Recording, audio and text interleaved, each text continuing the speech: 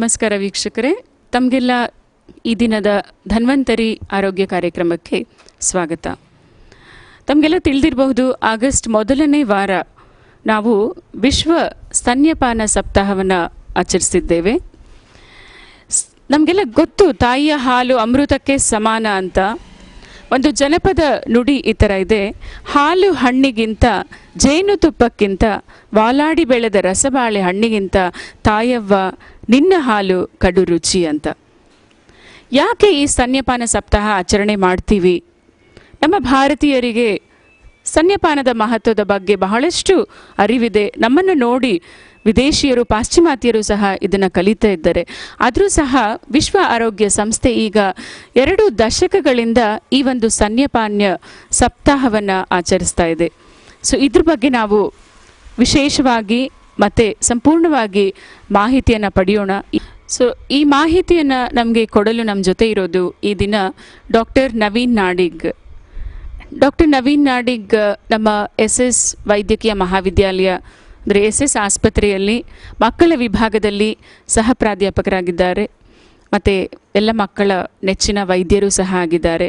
ನಾನು ಎಲ್ಲರ ಪರವಾಗಿ ಡಾಕ್ಟರ್ ನವೀನ್ ನಾಡಿಗ್ಗೆ ಈ ಕಾರ್ಯಕ್ರಮಕ್ಕೆ ಸ್ವಾಗತ ಕೋರ್ತೇನೆ. Welcome to you doctor Naveen. ನಮ್ಮೊಂದಿಗೆ ಮತ್ತೊಬ್ಬ ತಜ್ಞ ವೈದ್ಯರಿದ್ದಾರೆ. ಅವರು ಸಹ ಸ್ತನ್ಯಪಾನದ ಬಗ್ಗೆ ವಿಶೇಷವಾದ ಮಾಹಿತಿಯನ್ನು ನಮಗೆಲ್ಲ ಕೊಡ್ತಾ ಇದ್ದಾರೆ. ಅವರು ಸ್ತ್ರೀರೋಗ ತಜ್ಞರು, ಡಾಕ್ಟರ್ ವಿಜಯ್ ಕುಮಾರ್ MM ಅಂತ SS ವೈದ್ಯಕೀಯ ಮಹಾವಿದ್ಯಾಲಯ ಹಾಗೂ SS ಆಸ್ಪತ್ರೆಯಲ್ಲಿ ಸ್ತ್ರೀರೋಗ ವಿಭಾಗದಲ್ಲಿ ಸಹ ಪ್ರಾಧ್ಯಾಪಕರಾಗಿ ಕೆಲಸ ನಿರ್ವಹಿಸ್ತಾ ಇದ್ದಾರೆ. ಅವರಿಗೂ ಸಹ ಎಲ್ಲರ ಪರವಾಗಿ ನಾನು ನಮ್ಮ ಕೇಬಲ್ ಫಸ್ಟ್ ಚಾನೆಲ್ನ ಧನ್ವಂತರಿ ಕಾರ್ಯಕ್ರಮಕ್ಕೆ ಸ್ವಾಗತ ಕೋರ್ತೇನೆ. Welcome to you doctor Vijay Kumar. Doctor Naveen, ಈ ವರ್ಷ ಸ್ತನ್ಯಪಾನ ಸಪ್ತಾಹನ ಆಚರಣೆ ಮಾಡಿದ್ದೀರಾ.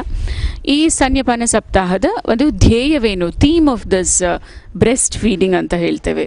ಈ ವರ್ಷದ ಥೀಮ್ ಏನೆಂದರೆ understanding the past and planning the future. ಅಂದರೆ ಹಿಂದೆ ಏನು ಮಾಡಿದ್ದೀವಿ, ಮುಂದೆ ಏನು ಮಾಡಬೇಕು ಅನ್ನೋದೇ ಈ ವರ್ಷದ ಥೀಮ್. ವೀಕ್ಷಕರ, ಯಾತಕ್ಕಾಗಿ ಈ ಸ್ತನ್ಯಪಾನ ಸಪ್ತಾಹ ಆಚರಣೆ ಮಾಡಬೇಕು? ನಮಗೆಲ್ಲ ಗೊತ್ತಿದೆ, ಹುಟ್ಟಿದ ಮಗುವಿಗೆ ಅಥವಾ ಬೆಳೆಯುತ್ತಿರುವ ಮಗುವಿಗೆ ಬೇಕಾಗಿರೋದು ತಾಯಿಯ ಹಾಲು. ಹೇಳ್ತಾನೆ ಇದ್ದೀವಿ, ತಾಯಿಯ ಹಾಲು ಅಮೃತ ಸಮಾನ ಅಂತ. ಆದರೆ ಯಾತಕ್ಕೆ ವಿಶ್ವ ಆರೋಗ್ಯ ಸಂಸ್ಥೆ ಈ ಒಂದು ಕಾರ್ಯಕ್ರಮಕ್ಕೆ ಅಷ್ಟೊಂದು ಒತ್ತು ಕೊಡ್ತಾ ಇದೆ ಅನ್ನೋದನ್ನ ಡಾಕ್ಟರ್ ವಿಜಯ್ ಕುಮಾರ್ ಹೇಳ್ತಾರೆ ನಮಗೆಲ್ಲ. ಈಗ ನಮಗೆಲ್ಲ ಗೊತ್ತೇ ಇದೆ, ತಾಯಿ ಎದೆ ಹಾಲು ಅಮೃತಕ್ಕೆ ಸಮಾನ ಅಂತ ಗೊತ್ತಿದೆ. ಎಲ್ಲರೂ ತಾಯಿಯಲ್ಲಿ ಹಾಲನ್ನ ಮೊದಲು 6 ತಿಂಗಳು ಮಗುವಿಗೆ ಅತ್ಯವಶ್ಯಕ ಅಂತ ಗೊತ್ತಿದ್ರೂ ಕೂಡ ಇನ್ನೂ ಹೆಣ್ಮಕ್ಳು ಮಗುವಿನ ಹಾಲನ್ನ ಸರಿಯಾಗಿ ತಾಯಿಗೆ ಎದೆ ಹಾಲಿಗೆ ಕುಡಿಸ್ತಾ ಇಲ್ಲ. ಇದರಿಂದ ಕೆಲವೊಬ್ಬರು ಹೆಣ್ಮಕ್ಳು ಸೌಂದರ್ಯವರ್ಧಕವಾಗಿ ಮಾರಕವಾಗ್ಬೋದು ಅಂತಲೂ ಅನ್ಕೋಬೋದು.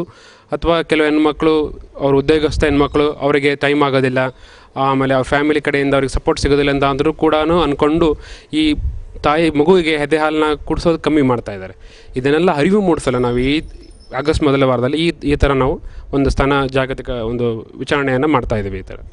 ಮತ್ತು ಡಾಕ್ಟರ್ ನವೀನ್, ಹುಟ್ಟಿದ ಮಗು 6 ತಿಂಗಳವರೆಗೂ ಬರೀ ತಾಯಿಯ ಹಾಲು, ಎದೆ ಹಾಲಿನಲ್ಲೇ ಬೆಳಿಬೇಕು ಅಂತ ಹೇಳ್ತೀರಾ. ಹಾಗಂದರೆ ಏನು ಮತ್ತು ಯಾತಕ್ಕಾಗಿ ಇದು? ಹೌದು ಮೇಡಮ್, ನೀವು ಹೇಳ್ದಾಗೆ ಹುಟ್ಟಿ ಮೊದಲೇ 6 ತಿಂಗಳು ಕೂಸು ಯಾವಾಗಲೂ ತಾಯಿ ಹಾಲನ್ನೇ ಉಣಿಸ್ಬೇಕು. 6 ತಿಂಗಳು ಅಂತಂದರೆ ಹುಟ್ಟಿ 15 ದಿವಸ ಆದಮೇಲೆ ನಾವು ವೈಟಮಿನ್ ಡ್ರಾಪ್ಸ್ ಕೂಡ ಹಾಕ್ತೀವಿ. ಅದಷ್ಟೇ ಅಲ್ಲದೆ ಅದ್ರ ಜೊತೆಗೆ ಕ್ಯಾಲ್ಶಿಯಂ ಟಾನಿಕ್ ಕೂಡ ಹಾಕ್ತೀವಿ. ಎಕ್ಸ್ಕ್ಲೂಸಿವ್ ಬ್ರೆಸ್ಟ್ ಫೀಡಿಂಗ್ ಅಂದರೆ ಮೊದಲೇ 6 ತಿಂಗಳ ತನಕ ಹಾಲು ಉಣಿಸೋದೇ ನಾವು ಎಕ್ಸ್ಕ್ಲೂಸಿವ್ ಬ್ರೆಸ್ಟ್ ಫೀಡಿಂಗ್ ಅಂತ ತೆಕ್ಕೊಳ್ತೀವಿ. ಅದ್ರ ಜೊತೆಗೆ ಕೆಲವು ಸತಿ ಕೂಸು ಏನಾದರೂ ಡಯರಿಯಿಂದ ಬಳತಿದ್ರೆ ORS ಕೂಡ ಹಾಕ್ಬೋದು. ಅದಕ್ಕೂ ಕೂಡ ನಾವು ಎಕ್ಸ್ಕ್ಲೂಸಿವ್ ಬ್ರೆಸ್ಟ್ ಫೀಡಿಂಗ್ ಅಂತ ತಗೊಳ್ತೀವಿ ಮೇಡಮ್. ಈಗ ಮಕ್ಕಳ ತಜ್ಞರ ಪ್ರಕಾರ 6 ತಿಂಗಳು ಹುಟ್ಟಿದ ಮಗುವಿಗೆ ಬೇಕಾಗಿರೋದು ಅಥವಾ ಹುಟ್ಟಿದ ಮಗು ಬೆಳೆಯಬೇಕಾಗಿರೋದು ಸಂಪೂರ್ಣವಾಗಿ ತಾಯಿಯ ಎದೆ ಹಾಲಿನಿಂದ ಅಂತ. ಆದರೆ ಡಾಕ್ಟರ್ ವಿಜಯ್ ಕುಮಾರ್ ಅವರೇ, ಎಲ್ಲ ತಾಯಂದ್ರಿಗೂ ಒಂದು ಸಂಶಯ ಕಾಡುತ್ತೆ, ನನ್ನ ಹಾಲು ಮಗುವಿಗೆ ಸಾಕಾಗುತ್ತಾ? ಯಾಕಂದರೆ ಎಲ್ಲರಿಗೂ ಮಗು ಚೆನ್ನಾಗಿ ಬೆಳೀಬೇಕು ಅನ್ನೋ ಆಸೆ ಇರುತ್ತೆ. ಇಷ್ಟೇ ಸಾಕಾ ಅಂತ ಒಂದು ಭಯ ಒಳಗೆ, ಆತಂಕ, ಒಂದು ಬೇರೆ ಏನಾದರೂ ಹಾಲು ಹಾಕೋಣ ಅಥವಾ ಬೇರೆ ರೀತಿಯ ಆಹಾರ ಕೊಡೋಣ ಅಂತ. ಇದಕ್ಕೆ ನೀವೇನು ಹೇಳ್ತೀರಾ? ತಾಯಿ ಎದೆ ಹಾಲು ಒಂದು ದೇವರ ಸೃಷ್ಟಿ.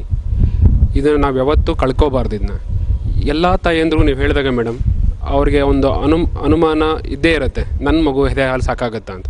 ತಾಯಿ ಎದೆ ಹಾಲು ಫಸ್ಟ್ 3 ದಿವಸ ಯಾವ ತಾಯಿ ಎದೆ ಹಾಲಿಗೂ ತುಂಬ ಚೆನ್ನಾಗಿ ಹಾಲು ಬರೋದಿಲ್ಲ, ಅವ್ರಿಗೆ ಬರೋದು ಸ್ವಲ್ಪನೇ ಬರ್ತಾ ಇರುತ್ತೆ. ಅದನ್ನು ನಾವು ಕೊಲೆಸ್ಟ್ರಮ್ ಅಂತ ಹೇಳ್ತೀವಿ. ನೀವು ತಾಯಿ ಮಗುಗೆ ನೀವು ಕೇಳಿರ್ಬೋದು, ತುಂಬ ಚುಚ್ಚುಮದ್ದೆಲ್ಲ ಹಾಕ್ಸ್ತೀವಿ, ಇದೆಲ್ಲ ಮಾಡ್ತೀವಿ ಅಂತ. ಸೇಮ್ ಕೊಲೆಸ್ಟ್ರಮ್ ಕೂಡ ಈಗ ಇತ್ತೀಚೆಗೆ ಕಾನ್ಸೆಪ್ಟ್ ಏನಂದರೆ ಫಸ್ಟ್ ಇಮ್ಯುನೈಸೇಷನ್ ಅಂತ ಒಂದು ಕಾನ್ಸೆಪ್ಟ್ ಬರ್ತಾ ಇದೆ. ಈಗ ಕೊಲೆಸ್ಟ್ರಮ್ ಅಂದರೆ ಮಗುವಿಗೆ ಮೊದಲನೇ ಚುಚ್ಚುಮದ್ದು ಅಂತಂದು, ಅಷ್ಟು ಅತ್ಯವಶ್ಯಕವಾದ. ಇನ್ನು ಮಗುವಿಗೆ ಯಾವಾಗಲೂ ಹುಟ್ಟಿದ ಮಗು ತಾಯಿ ಗರ್ಭಿಣಿಯಲ್ಲಿದ್ದಾಗ ಮಗು ಹೊಟ್ಟೆ ಯಾವಾಗಲೂ ಫಂಕ್ಷನಲ್ ಇರೋದಿಲ್ಲ, ಯಾವ ಕೆಲಸನೂ ಮಾಡೋದಿಲ್ಲ. ಅಲ್ಲಿ ಹುಟ್ಟಿದ ಮೇಲೆ ಮಗುವಿನ ಹೊಟ್ಟೆ ಯಾವಾಗಲೂ ಕೆಪಾಸಿಟಿ ಬರೀ 5ರಿಂದ 10 ml ಮಾತ್ರ ಇರುತ್ತೆ. ಮೊದಲನೇ 3 ದಿವಸ ತಾಯಿಯ ಮಗುವಿನ ಹೊಟ್ಟೆ ಕೆಪಾಸಿಟಿ ಬರೀ 5ರಿಂದ 10 ml ಮಾತ್ರ ಇರುತ್ತೆ. ಸೊ ತಾಯಿಗೆ ಅದ್ರ ತಕ್ಕಂಗೆ ಕರೆಕ್ಟಾಗಿ ಹಾಲು ಕೂಡ ಬರ್ತಾ ಇರುತ್ತೆ. ಅದು ಕೂಡ 5ರಿಂದ 10 ml ಮಾತ್ರ ಹಾಲು ಬರ್ತಾ ಇರುತ್ತೆ, ಅಥವಾ ಮ್ಯಾಕ್ಸಿಮಮ್ ಅಂದರೆ 20 ml ಹಾಲು ಬರ್ತಾ ಇರುತ್ತೆ. 3ರಿಂದ 7 ದಿವಸವರೆಗೂ ಮಗುವಿನ ಹೊಟ್ಟೆ ಕೆಪಾಸಿಟಿ 25ರಿಂದ 30 ml ಮಾತ್ರ ಇರುತ್ತೆ. ಅದೇ ತಕ್ಕಂಗೆ ಕೂಡ ತಾಯಿ ಎದೆ ಹಾಲು ಕೂಡ 4 ದಿವಸ ಆದಮೇಲೆ ಇಂಪ್ರೂವ್ ಆಗ್ತಾ ಹೋಗುತ್ತೆ. ಅದ್ರ ತಾಯಿ ಎದೆ ಹಾಲು ಕೂಡ ಆವಾಗ 100 ml ತನಕ ಬರ್ತಾ ಇರುತ್ತೆ. ಅದಾದಮೇಲೆ ಮಗುವಿನ ಹೊಟ್ಟೆ ಬೆಳವಣಿಗೆ ಆಗ್ತಾ ಹೋಗಿ ಅದ್ರ ಕೆಪಾಸಿಟಿ 50ರಿಂದ 100 ml ಬರ್ತಾ ಹೋಗುತ್ತೆ. ಸೊ ಇದ್ರ ದೇವ ಸೃಷ್ಟಿ ಇದು ತಾಯಿಗೆ ಮಗುಗೆ ಎಷ್ಟು ಆಹಾರ ಬೇಕೋ, ಎಷ್ಟು ಕೆಪಾಸಿಟಿ ಬರುತ್ತೋ ಅಷ್ಟನ್ನೇ ಮಾತ್ರ ಕುಡಿದು ಮಲ್ಕೊಂಡ್ಬಿಡುತ್ತೆ. ಅದು ತಾಯಿಗೆ ಕೂಡ ಅಷ್ಟೇ ಕೂಡ ಯಾವಾಗಲೂ ಮೊದಲು 3ರಿಂದ 7 ದಿವಸ ತನಕವರೆಗೂ ನಿಧಾನವಾಗಿ ಹಾಲು ಬರ್ತಾ ಶುರು ಆಗುತ್ತೆ. ಅದೇ ಅವ್ರಿಗೆ ಯಾವುದೇ ಇದರಲ್ಲಿ ಅನುಮಾನ ಬೇಡ, ಯಾವುದೇ ಹರಿಬರಿ ಬೇಡ, ಅವ್ರಿಗೆ ಮನಸ್ಸಲ್ಲಿ ಕಲ್ಮಶ ಇಟ್ಕೊಳ್ಳೋದು ಬೇಕಾಗಿಲ್ಲ. ಇದ್ರೊಳಗೆ ಅವ್ರಿಗೆ ಬೇರೆ ಹಾಲು ಕುಡಿಸೋದು, ಆಕಳ ಹಾಲು ಹಾಕೋದು, ಬೇರೆ ಹಾಲು ಹಾಕೋದು ಯಾವುದು ಮಾಡೋದು ಬೇಕಾಗಿಲ್ಲ.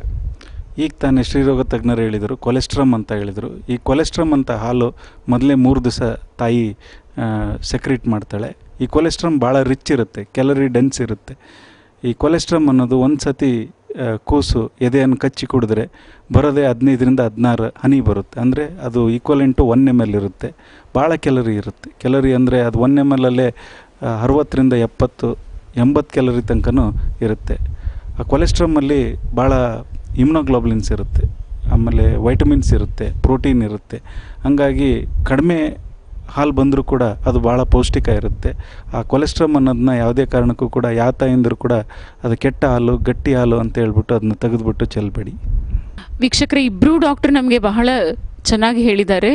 ತಾಯಿ ಮೊದಲು ಯಾವುದು ಹಾಲು ಉತ್ಪತ್ತಿ ಮಾಡ್ತಾಳೆ, ಗಿಣ್ಣು ಹಾಲು ಅಂತ, ಅದು ಕೇವಲ 10-15 ಹನಿ ಇಲ್ಲ 1-2 ಹನಿ ಇದ್ರೂ ಸಹ ಅಷ್ಟೊಂದು ಅದರಲ್ಲಿ ಅದು ಶಕ್ತಿದಾಯಕವಾಗಿದೆ ಹಾಗೂ ತುಂಬ ರೋಗ ನಿರೋಧಕ ಶಕ್ತಿಯನ್ನು ಒಳಗೊಂಡಿದೆ ಅಂತ ಹೇಳ್ಬಿಟ್ಟು ಅದನ್ನು ಯಾವುದೇ ತಾಯಿಯಾಗಲೂ ತನ್ನ ಹುಟ್ಟಿದ ಮಗುವಿಗೆ, ನವಜಾತ ಶಿಶುವಿಗೆ ಕುಡಿಸುವುದನ್ನು ಮರಿಬಾರ್ದು ಅಂತ ಹೇಳ್ಬಿಟ್ಟು. ಸೊ ಈಗ ಡಾಕ್ಟರ್ ನವೀನ್, ಹುಟ್ಟಿದ ತಕ್ಷಣ ಮಕ್ಕಳಿಗೆ ಬಹಳಷ್ಟು ವಿಧ ಏನೇನೋ ಆಚರಣೆ ಮಾಡ್ತಾರೆ.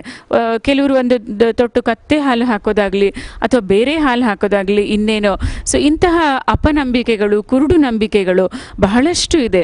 ಸೊ ನಮ್ಮ ವೀಕ್ಷಕರಿಗೆ ಇದ್ರ ಬಗ್ಗೆ ನೀವೇನು ಹೇಳ್ತೀರಾ? ವೀಕ್ಷಕರೇ, ಈಗ ತಾನೇ ಹೇಳಿದೆ ನಾನು, 6 ತಿಂಗಳ ತನಕ ಬರೀ ತಾಯಿ ಹಾಲೇ ಉಣಿಸ್ಬೇಕು, ತಾಯಿ ಹಾಲು ಬಿಟ್ಟರೆ ಮತ್ತೆ ಬೇರೆ ಏನು ಕೊಡಬಾರ್ದು ಅಂತ. ಹುಟ್ಟಿದ ತಕ್ಷಣವೇ ಕೂಸನ್ನು ಎದೆಗೆ ಹಾಕೋದು ಸೂಕ್ತವಾದ ಸಲಹೆ. ಇಲ್ಲಾಂದರೆ ಹುಟ್ಟಿದ ಅರ್ಧ ಗಂಟೆ ಒಳಗಂತೂ ಹಾಕಲೇಬೇಕು. ನೀವು ಅರ್ಧ ಗಂಟೆಯಿಂದ 1 ಗಂಟೆ ಒಳಗೆ ಕೂಸನ್ನು ಎದೆಗೆ ಹಾಕಲಿಲ್ಲ ಅಂತಂದರೆ ಅದು ಸೆನ್ಸಿಟೈಸೇಷನ್ ಪೀರಿಯಡ್ ಅಂತ ಇರುತ್ತೆ, ಅದು ಹೊರಟೋಗ್ಬಿಡುತ್ತೆ. ಅಂದರೆ ಕೂಸು ದೀರ್ಘವಾಗಿ ನಿದ್ದೆ ಮಾಡುತ್ತೆ. ದೀರ್ಘವಾಗಿ ಅಂದರೆ ಹುಟ್ಟಿ 1 ತಾಸು ಸ್ವಲ್ಪ ಚಟುವಟಿಕೆ ಚೆನ್ನಾಗಿರುತ್ತೆ, ಆಟ ಆಡುತ್ತೆ, ಲೋಕವನ್ನು ನೋಡುತ್ತೆ. ಅದಾದಮೇಲೆ ದೀರ್ಘ ಅಂತಂದರೆ 10ರಿಂದ 14 ತಾಸು ನಿದ್ದೆಗೆ ಹೋಗ್ಬಿಡುತ್ತೆ. ಆವಾಗ ಸೆನ್ಸಿಟೈಸೇಷನ್ ಪೀರಿಯಡ್ ಸ್ವಲ್ಪ ಕಡಿಮೆ ಆಗುತ್ತೆ, ಸ್ವಲ್ಪ ತೊಟ್ಟು ಕಚ್ಚೋಕ್ಕೆ ತೊಂದರೆ ಆಗುತ್ತೆ. ಮೇಡಮ್ ಕೇಳಿದ ಪ್ರಶ್ನೆಗೆ ಉತ್ತರ ನೀಡಬೇಕು ಅಂತಂದರೆ, ಸಾಮಾನ್ಯವಾಗಿ ಎಲ್ಲ ಆಸ್ಪತ್ರೆಯಲ್ಲೂ ಜೇನುತುಪ್ಪ ನಿಗ್ಸೋದು, ಸಕ್ಕರೆ ನೀರು ಕುಡಿಸೋದು, ಆಡಿನ ಹಾಲು ಅಂದರೆ ಮೇಕೆ ಹಾಲು ಹಾಕೋದು, ಇವೆಲ್ಲ ಸಾಮಾನ್ಯವಾದ ಅಭ್ಯಾಸ ಇದ್ದಾವೆ. ಆ ಅಭ್ಯಾಸಗಳು ಯಾವನ್ನೂ ಮಾಡಬೇಡಿ. ಅಭ್ಯಾಸದಿಂದ ಭಾಳ ತೊಂದರೆಗೀಡಾಗುತ್ತೆ ನಿಮ್ಮ ಕೂಸು. ಹಸುವಿನ ಹಾಲು ಕುಡಿಸೋದು ಅದು ಯಾವುದು ಕೂಡ ಅಭ್ಯಾಸ ಹಿಡ್ಕೋಬೇಡಿ. ನಾನು ಇನ್ನೊಂದು ಸತಿ ಏನು ಹೇಳೋಕ್ಕೆ ಇಷ್ಟಪಡ್ತೀನಿ ಅಂದರೆ, 6 ತಿಂಗಳ ತನಕ ಬರೀ ತಾಯಿ ಹಾಲೇ ಕುಡಿಸಿ, ತಾಯಿ ಹಾಲು ಬಿಟ್ಟರೆ ಮತ್ತು ಬೇರೆ ಏನು ಬೇಡ. ಈಗ ತಾನೇ ನಮ್ಮ ಶ್ರೀರೋಗ ತಜ್ಞರು ಹೇಳ್ದಂಗೆ ಅದು ಅಮೃತ, ದೇವರು ಕೊಟ್ಟ ಮಾನವನಿಗೆ ಕೊಡುಗೆ, ಆಮೇಲೆ ತಾಯಿ ಮಗುವಿಗೆ ಕೊಡುವ ಕೊಡುಗೆ ಅದು. ತಾಯಿ ಮಗುವಿನ ಬಾಂಧವ್ಯ ಒಂದು ದೇವರು ಕೊಟ್ಟ ಒಂದು ಬಂಧನ ಇದ್ದಂಗೆ. ನಾವು ಎಷ್ಟು ಬೇಗ ಮಗುನ ತಾಯಿ ಎದೆ ಹಾಲ್ಗೆ ಹಾಕ್ತೀವೋ ಆ ಬಾಂಧವ್ಯ ಅಷ್ಟು ಬೇಗ ಬೆಳೀತಾ ಹೋಗುತ್ತೆ. ನಾವೆಷ್ಟು ಮಗುವಿಂದ ತಾಯಿನ ದೂರ ಲೇಟಾಗಿ ನಾವು ಮಗು ಎದೆ ಹಾಲಿಗೆ ಹಾಕ್ತೀವೋ ಆ ಬಾಂಧವ್ಯ ಕಮ್ಮಿ ಆಗ್ತಾ ಹೋಗುತ್ತೆ. ನಾವು ಆದಷ್ಟು ನಾವು ಹೇಳೋದು ಯಾವುದೇ ಇದಕ್ಕೆ ಕಾಲ ಮಿತಿವಿಲ್ಲ. ಎಷ್ಟು ಬೇಗ ಆಗಿ ಹೆರಿಗೆ ಆಗುತ್ತೋ ಅಷ್ಟು ಬೇಗ ಮಗುವಿನ ತಾಯಿ ಎದೆಗೆ ಹಾಕಬೇಕು. ಈಗ ನಾರ್ಮಲ್ ಡೆಲಿವರಿ ಆದರೆ ಬೇಗ ಹಾಕ್ಬೋದು, ನೋವು ಕಮ್ಮಿ ಇರುತ್ತೆ ಅಂತ ಹೇಳ್ತಾರೆ. ಅದು ಆ್ಯಸ್ ಅರ್ಲಿ ಆಸ್ ಪಾಸಿಬಲ್ ನಾವು ಎದೆಗೆ ಹಾಕ್ಬೋದು. ಆದರೆ ಸಿಸೇರಿಯನ್ ಆದರೆ ತಾಯಿಗೆ ನೋವು ಇರುತ್ತೆ, ಅವ್ರಿಗೆ ಆಪ್ರೇಷನ್ ಆಗಿರುತ್ತೆ, ತಾಯಿ ದೂರ ಇರ್ತಾಳೆ, ಮಗು ದೂರ ಇರ್ತಾಳೆ ಅಂತ ಹೇಳ್ತಾರೆ. ಆದರೆ ಸಿಸೇರಿಯನ್ ಆದರೂ ಕೂಡ ಅರ್ಧ ಗಂಟೆ ಅಥವಾ 1 ಗಂಟೆ ಒಳಗಾದ್ರೂ ತಾಯಿ ಎದೆ ಹಾಲಿಗೆ ಬೇಗ ಹಾಕಬೇಕು. ಇನ್ನು ನೀವು ಡಾಕ್ಟರ್ ನವೀನ್ ಹೇಳಿದಂಗೆ ಇನ್ನು ಆಕಳು ಹಾಲು, ಹಸು ಹಾಲು ಇವೆಲ್ಲ ನಾವು ಇಲ್ಲಿ ಹೇಳೋಕ್ಕೆ ಇಷ್ಟಪಡ್ತಾನೆ. ಆಕಳು ಹಾಲು ಆಕಳು ಮರಿಗೆ, ಹಾಡಿನ ಹಾಲು ಹಾಡಿನ ಮರಿಗೆ. ನಮ್ಮ ಹಾಗೆ ಕೂಡ ತಾಯಿ ಎದೆ ಹಾಲು ನಮಗೆ ಮಾಡಿರೋದಂಥದ್ದು. ಆ ಹಾಲು ಕುಡಿದ್ರೆ ನಮ್ಮ ಮಕ್ಕಳು ಯಾವತ್ತೂ ಕೂಡ ಪರಿಪೂರ್ಣ ಆಗೋಕ್ಕೆ ಸಾಧ್ಯನೇ ಇಲ್ಲ. ನಮ್ಮ ಗುರುಗಳಾದ ನಿರ್ಮಲ ಕೇಸರಿ ಅವರು ಯಾವಾಗಲೂ ತಾಯಿ ಹಾಲೇ ಕುಡಿಸ್ಬೇಕು ಅಂತಿದ್ರು. ತಾಯಿಂದರು ಮೇಲಾಲು ಹಾಕ್ಬೋದಾ ಮೇಡಮ್, ಹಾಲು ಎದೆಯಲ್ಲಿ ಕಡಿಮೆ ಆಗ್ತದೆ ಅಂತ ಕೇಳಿದಾಗ, ನೋಡಮ್ಮ ನಿನ್ನ ಮಗು ನಿನ್ನಂಗೆ ಆಗಬೇಕು ಅಂದರೆ ನಿನ್ನ ಹಾಲು ಕುಡಿಸು, ಎಮ್ಮೆ ಹಂಗೆ ಆಗಬೇಕು ಅಂದರೆ ಎಮ್ಮೆ ಹಾಲು ಕುಡಿಸು ಅಂತಿದ್ರು. ಅವಾಗ ನಾನು ಸ್ಟೂಡೆಂಟ್ ಇದ್ದೆ. ಅವಾಗ ಹಂಗಂದರೆ ಏನು ಮೇಡಮ್ ಅಂತ ಕೇಳಿದಾಗ ಅವ್ರು ಹೇಳ್ತಿದ್ರು, ಈ ಎಮ್ಮೆ ಎಷ್ಟು ಹಾರನ್ ಮಾಡಿದರೂ ಸರ್ಕೊಳ್ಳಲ್ಲ, ಅಷ್ಟು ಪೆದ್ದ ಆಗಬೇಕು ಅಂದರೆ ನಿನ್ನ ಮಗು ಎಮ್ಮೆ ಹಾಲನ್ನು ಕುಡಿಸು, ಇಲ್ಲ ಅಂದರೆ ನಿನ್ನ ಹಾಲು ಕುಡಿಸು ಅಂತ ಹೇಳ್ಬಿಟ್ಟು ಅವ್ರು ಯಾವಾಗಲೂ ಎಲ್ಲ ತಾಯಂದಿರಿಗೂ ಅಡ್ವೈಸ್ ಕೊಡ್ತಿದ್ರು. ನಾವು ಹೇಳ್ತೀವಿ ಆಲೋಚನೆಗೆ ತಕ್ಕಂತೆ ಮನುಷ್ಯ ಅಂತ. ಅದ್ರ ಜೊತೆಗೆ ನಾವು ಸೇವಿಸುವ ಆಹಾರ ನಮ್ಮ ವ್ಯಕ್ತಿತ್ವವನ್ನು ಸಹ ಖಂಡಿತ ಅದು ನಿರ್ಮಾಣ ಮಾಡುತ್ತೆ ಅನ್ನೋಕ್ಕೆ ನಮ್ಮ ಡಾಕ್ಟರ್ ನವೀನ್ ಅವರು ಡಾಕ್ಟರ್ ನಿರ್ಮಲಾ ಕೇಸರಿ ಅವರ ಮಾತುಗಳನ್ನು ಸ್ಮರಿಸಿದ್ದನ್ನು ಇಲ್ಲಿ ನಾವು ಎಕ್ಸಾಂಪಲ್ ಆಗಿ ತಗೊಳ್ಬಹುದು. ಈಗ ಡಾಕ್ಟರ್ ನವೀನ್, ಈ ಒಂದು ಎದೆ ಹಾಲು ಮಗು ಸೇವಿಸುತ್ತೆ, ಮಗುವಿಗೆ ಏನು ಅನುಕೂಲ ಇದರಿಂದ? ಮತ್ತು ಡಾಕ್ಟರ್ ವಿಜಯ್ ಕುಮಾರ್, ನೀವು ಹೇಳಬೇಕು, ಈ ತಾಯಿ ಹಾಲು ಉಣಿಸೋದ್ರಿಂದ ಅವಳಿಗೆ ಏನು ಅನುಕೂಲ ಆಗುತ್ತೆ? ಇದು ತಾಯಿ ಮಗು ಇಬ್ಬರಿಗೂ ಅನುಕೂಲಕರವಾದದ್ದು ಹೇಗೆ ಅಂತ. ತಾಯಿ ಹಾಲು ಬೆಳೆಯೋ ಮಗುಗೆ ಭಾಳ ಪೌಷ್ಟಿಕ. ತಾಯಿ ಹಾಲು ಕುಡಿಸೋದ್ರಿಂದ ನಾನಾ ನಮೂನಿ ಕಾಯಿಲೆಯನ್ನು ತಡೆಗಟ್ಬೋದು. ಉದಾಹರಣೆಗೆ ತಾಯಿ ಹಾಲು ಕುಡಿಸೋದ್ರಿಂದ ಪದೇ ಪದೇ ಕಿವಿ ಸೋರಲ್ಲ. ಅದನ್ನು ನಾವು ನಮ್ಮ ವಿಜ್ಞಾನದಲ್ಲಿ ಓಟೈಟಿಸ್ ಮೀಡಿಯಾ, ಅಕ್ಯೂಟ್ ಸಪರೇಟಿವ್ ಓಟೈಟಿಸ್ ಮೀಡಿಯಾ ಅಂತ ಹೇಳ್ತೀವಿ. ಅದಷ್ಟೇ ಅಲ್ಲದೆ ಪದೇ ಪದೇ ಕುಪ್ಸದಲ್ಲಿ ನಂಜಾಗೋದಿಲ್ಲ, ಅಂದರೆ ನಿಮೋನಿಯಾ ಆಗೋದಿಲ್ಲ ತಾಯಿ ಹಾಲು ಕುಡಿಸೋದ್ರಿಂದ. ಡಯೇರಿಯಾ ಆಗೋದಿಲ್ಲ, ವಾಂತಿ ಭೇದೆ ಆಗೋದಿಲ್ಲ ಪಾಪುಗೆ. ಅದು ತಾಯಿ ಹಾಲು ಭಾಳ ಪೌಷ್ಟಿಕ ಇರುತ್ತೆ. ಕರೆಕ್ಟಾದ ಪ್ರೋಟೀನು, ಕಾರ್ಬೋಹೈಡ್ರೇಟು, ಫ್ಯಾಟು, ವೈಟಮಿನ್ಸು ಎಲ್ಲದೂ ಇರುತ್ತೆ. ಹಾಗಾಗಿ ತಾಯಿ ಹಾಲಲ್ಲಿ ಸ್ವಲ್ಪ ರೋಗ ನಿರೋಧಕ ಶಕ್ತಿ ಚೆನ್ನಾಗಿರುತ್ತೆ. ಪದೇ ಪದೇ ಕಾಯಿಲೆಯಿಂದ ಬಳಲೋದು ಕಡಿಮೆ ಆಗುತ್ತೆ. ಇದು ಕೂಸಿಗೆ ಆಗುವಂಥ ಅಡ್ವಾಂಟೇಜ್ಗಳು ತಾಯಿ ಹಾಲಿಂದ. ತಾಯಿ ಸಂಬಂಧಪಟ್ಟಾಗೆ ನಾನು ಮೊದಲೇ ತಿಳಿಸ್ದಂಗೆ ಬಾಂಧವ್ಯ, ತಾಯಿ ಮತ್ತು ಮಗುವಿನ ಬಾಂಧವ್ಯ ವೃದ್ಧಿ ಆಗುತ್ತೆ. ಈ ಬಾಂಧವ್ಯನ ಮುಂದೆ ಸುಮಾರು ವರ್ಷಗಳವರೆಗೂ ಕಾಪಾಡ್ಕೊಂಡು ಬರುತ್ತೆ. ಅದು ಮೇನ್ ಅನುಕೂಲ ಬರೋದು. ಇನ್ನು ಈಗ ಮಗು ಹಾಲು ಕುಡಿದಷ್ಟು ತಾಯಿಗೆ ಆಕ್ಸಿಟೋಸಿನ್ ಹಾರ್ಮೋನ್ ಅಂತ ಒಂದು ಸೆಕ್ರೆಟ್ ಆಗ್ತಾ ಬರುತ್ತೆ. ಈ ಹಾರ್ಮೋನ್ ತಾಯಿ ಎದೆ ಹಾಲಿಗೂ ಅನುಕೂಲ ಆಗುತ್ತೆ. ಮತ್ತು ತಾಯಿ ಗರ್ಭಚೀಲ ಹೆರಿಗೆ ಆದಮೇಲೆ ಅದು ಹೊಟ್ಟೆ ಒಂದು ಗಡ್ಡೆ ಥರ ಹೊಟ್ಟೆದಲ್ಲಿ ಇರುತ್ತೆ. ಅದು ಈ ಆಕ್ಸಿಟೋಸಿನ್ ಏನು ಮಾಡುತ್ತೆ, ಆ ತಾಯಿ ಗರ್ಭಚೀಲನ ಸಣ್ಣದು ಮಾಡ್ತಾ ಬಂದುಬಿಟ್ಟು ಅದು ಮತ್ತೆ ನಾರ್ಮಲ್ ಪೊಸಿಷನ್ಗೆ ಬರುತ್ತೆ. ಇದಕ್ಕೆ ನಾವು ಇನ್ವಲ್ಯೂಷನ್ ಆಫ್ ಯೂಟ್ರಸ್ ಅಂತ ಕರಿತೀವಿ ಇದು. ಸೊ ಇದಕ್ಕೆ ತುಂಬ ಅನುಕೂಲ ಆಗುತ್ತೆ ಇದು. ಆಮೇಲೆ ಮತ್ತೆ ತಾಯಿ ಎದೆ ಹಾಲು ಕುಡಿಸೋದ್ರಿಂದ ಮುಂದೆ ತಾಯಿಗೆ ಎಷ್ಟೊಂದು ನಾವು ನೋಡಿರ್ತೀವಿ, ಈ ಲ್ಯಾಕ್ಟೇಷನ್ ಅಮೆನ್ಯೂರಿಯಾ ಅಂತ ಹೇಳ್ತೀವಿ. ಅಂದರೆ ತಾಯಿಗೆ ಎಷ್ಟು ದಿವಸ ಹಾಲು ಕುಡಿಸ್ತಾಳು ಎಕ್ಸ್ಕ್ಲೂಸಿವ್ ಆಗಿ, ಅಷ್ಟು ದಿವಸ ಅವರಿಗೆ ಮೆನ್ಸಸ್ ಆಗೋದಿಲ್ಲ. ಇದರಿಂದಾಗಿ ತಾಯಿ ಅನಿಮಿಯಿಂದ ಬಳಲ್ತಾ ಇದ್ದರೆ ಅಥವಾ ಕಬ್ಬಿಣಾಂಶದಿಂದ ಬಳಲ್ತಾ ಇದ್ದರೆ, ಇದಕ್ಕೆ ಅವರು ಮೆನ್ಸಸ್ ಆದರೆ ಅವ್ರಿಗೆ ತುಂಬ ಲಾಸ್ ಆಗ್ತಾ ಇರುತ್ತೆ. ಸೊ ಇದರಿಂದಾಗಿ ಅವರು ಅಮೆನ್ಯೂರ್ ಆಗೋದ್ರಿಂದ ಅವರಿಗೆ ಈ ರಕ್ತದ ಹೀನತೆಯಿಂದ ಬಳಲೋದು ಮತ್ತು ಕಬ್ಬಿಣಾಂಶ ಕೊರತೆಯಿಂದ ಬಳಲೋದು ಕಮ್ಮಿ ಆಗ್ತಾ ಹೋಗುತ್ತೆ. ಆಮೇಲೆ ಮುಂದೆ ನಾವು ಸುಮಾರು ಸ್ಟಡೀಸ್, ಈಗ ಸೈಂಟಿಫಿಕ್ ಸ್ಟಡೀಸ್ ತುಂಬ ಬರ್ತಾ ಇದ್ರಿಂದ ತಾಯಿ ಹಾಲು ಯಾರು ಚೆನ್ನಾಗಿ ಕುಡಿಸಿ ಇದು ಮಾಡ್ತಾರೋ ಅವರಿಗೆ ಮುಂದೆ ಬ್ರೆಸ್ಟ್ ಕ್ಯಾನ್ಸರ್ ಆಗೋದಾಗಲಿ ಮತ್ತು ಓವರಿನ್ ಕ್ಯಾನ್ಸರ್ ಆಗೋದಾಗಲಿ ತುಂಬ ಕಮ್ಮಿ ಇನ್ಸಿಡೆನ್ಸ್ ಆಗ್ತಾಯಿದೆ. ಇದು ತಾಯಿಗೆ ಯಾವಾಗಲೂ ಅರ್ಥ ಮಾಡ್ಕೋಬೇಕು. ಬರೀ ಸೌಂದರ್ಯ ಅಷ್ಟೇ ಅಲ್ಲ, ಅವರ ಉದ್ಯೋಗ ಅಷ್ಟೇ ಅಲ್ಲ, ಇದು ಕೂಡ ಇಂಪಾರ್ಟೆಂಟು. ಮುಂದೆ ಎಷ್ಟೋ ವರ್ಷಗಳ ನಂತರ ಬ್ರೆಸ್ಟ್ ಕ್ಯಾನ್ಸರು ಮತ್ತು ಓವರಿನ್ ಕ್ಯಾನ್ಸರ್ ಇನ್ಸಿಡೆನ್ಸ್ ಈಗ ರೀಸೆಂಟ್ ನೋಡ್ತಾ ಇದ್ವಿ, ತುಂಬ ಕಮ್ಮಿ ಇನ್ಸಿಡೆನ್ಸ್ ಆಗ್ತಾಯಿದೆ. ಸೊ ಇದು ಕೂಡ ತುಂಬ ಅಡ್ವಾಂಟೇಜ್ ಆಗುತ್ತೆ. ಕೂಸಿಗೆ ತಾಯಿ ಹಾಲು ಆ್ಯಂಟಿಸೆಪ್ಟಿಕ್ ಆಗಿರುತ್ತೆ, ಆ್ಯಂಟಿ ಅಲರ್ಜಿಕ್ ಆಗಿರುತ್ತೆ. ಅದು ಯಾವಾಗಲೂ ಕರೆಕ್ಟಾದ ಟೆಂಪ್ರೇಚರಲ್ಲಿರುತ್ತೆ. ಆಮೇಲೆ ಯಾವಾಗಲೂ ರೆಡಿ ಟು ಫೀಡ್ ಇರುತ್ತೆ. ಕೆಲವು ಸ್ಟಡೀಸ್ಗಳು ತೋರಿಸಿದ್ದಾವೆ ತಾಯಿ ಹಾಲಿನ ಮಹತ್ವ. ತಾಯಿ ಹಾಲು ಕುಡಿಸೋದ್ರಿಂದ ಕಡಿಮೆ ಹೈಪರ್ ಟೆನ್ಷನ್ ಆಗುತ್ತೆ. ಆಮೇಲೆ ಬಿಹೇವಿಯರಲ್ ಡಿಸಾರ್ಡರ್ಸ್ ಅಂತಾರೆ, ಟೆಂಪರ್ ಟ್ಯಾಂಟ್ರಮ್ ಬರೋದು, ಈ ವೈಲೆಂಟ್ ಬಿಹೇವಿಯರ್ ಬರೋದು, ಅದೆಲ್ಲ ತಾಯಿ ಹಾಲು ಕುಡಿದ ಮಕ್ಕಳಲ್ಲಿ ಸ್ವಲ್ಪ ಕಡಿಮೆ ಅಂತ ಹೇಳ್ತಾರೆ. ಇದು ಕೆಲವು ಅಡ್ವಾಂಟೇಜ್ಗಳು ತಾಯಿ ಹಾಲು ಕುಡಿಸೋದ್ರಿಂದ. ಡಾಕ್ಟರ್ ನವೀನ್, ನೀವು ಹೇಳಿದ್ರಿ ಹುಟ್ಟಿದ ತಕ್ಷಣ ಅಥವಾ ಅಟ್ಲೀಸ್ಟ್ ಅರ್ಧ ಗಂಟೆ ಒಳಗೇನೆ ನವಜಾತ ಶಿಶುವಿನ ತಾಯಿ ಹಾಲು ಕುಡಿಸ್ಲಿಕ್ಕೆ ಶುರು ಮಾಡಬೇಕು ಅಂತ. ಆದರೆ ಎಷ್ಟು ಸಲ ಕುಡಿಸ್ಬೇಕು ದಿನಕ್ಕೆ? ಆಮೇಲೆ 3 ತಿಂಗಳಾದ ತಕ್ಷಣ ತಾಯಂದ್ರೆ ಹೇಳ್ತಾರೆ ನನಗೆ ಎದೆ ಹಾಲು ಕಡಿಮೆ ಆಗಿಬಿಟ್ಟಿದೆ, ಮೇಲ್ ಹಾಲು ಹಾಕಬೇಕು, ಇತರೆ ಆಹಾರ ಕೊಡಬೇಕು ಅಂತ. ಸೊ ಇದಕ್ಕೇನು ಹೇಳ್ತೀರಾ? ವೀಕ್ಷಕರೇ, ಈಗ ತಾನೇ ಹೇಳಿದೆ, ತಾಯಿ ಹಾಲನ್ನು ಹುಟ್ಟಿದ ತಕ್ಷಣ ಕುಡಿಸ್ಬೇಕು, ಇಲ್ಲಾಂದರೆ ವಿತಿನ್ ಹಾಫ್ ಆನ್ ಅವರಲ್ಲಿ ಕುಡಿಸ್ಬೇಕು ಅಂತ.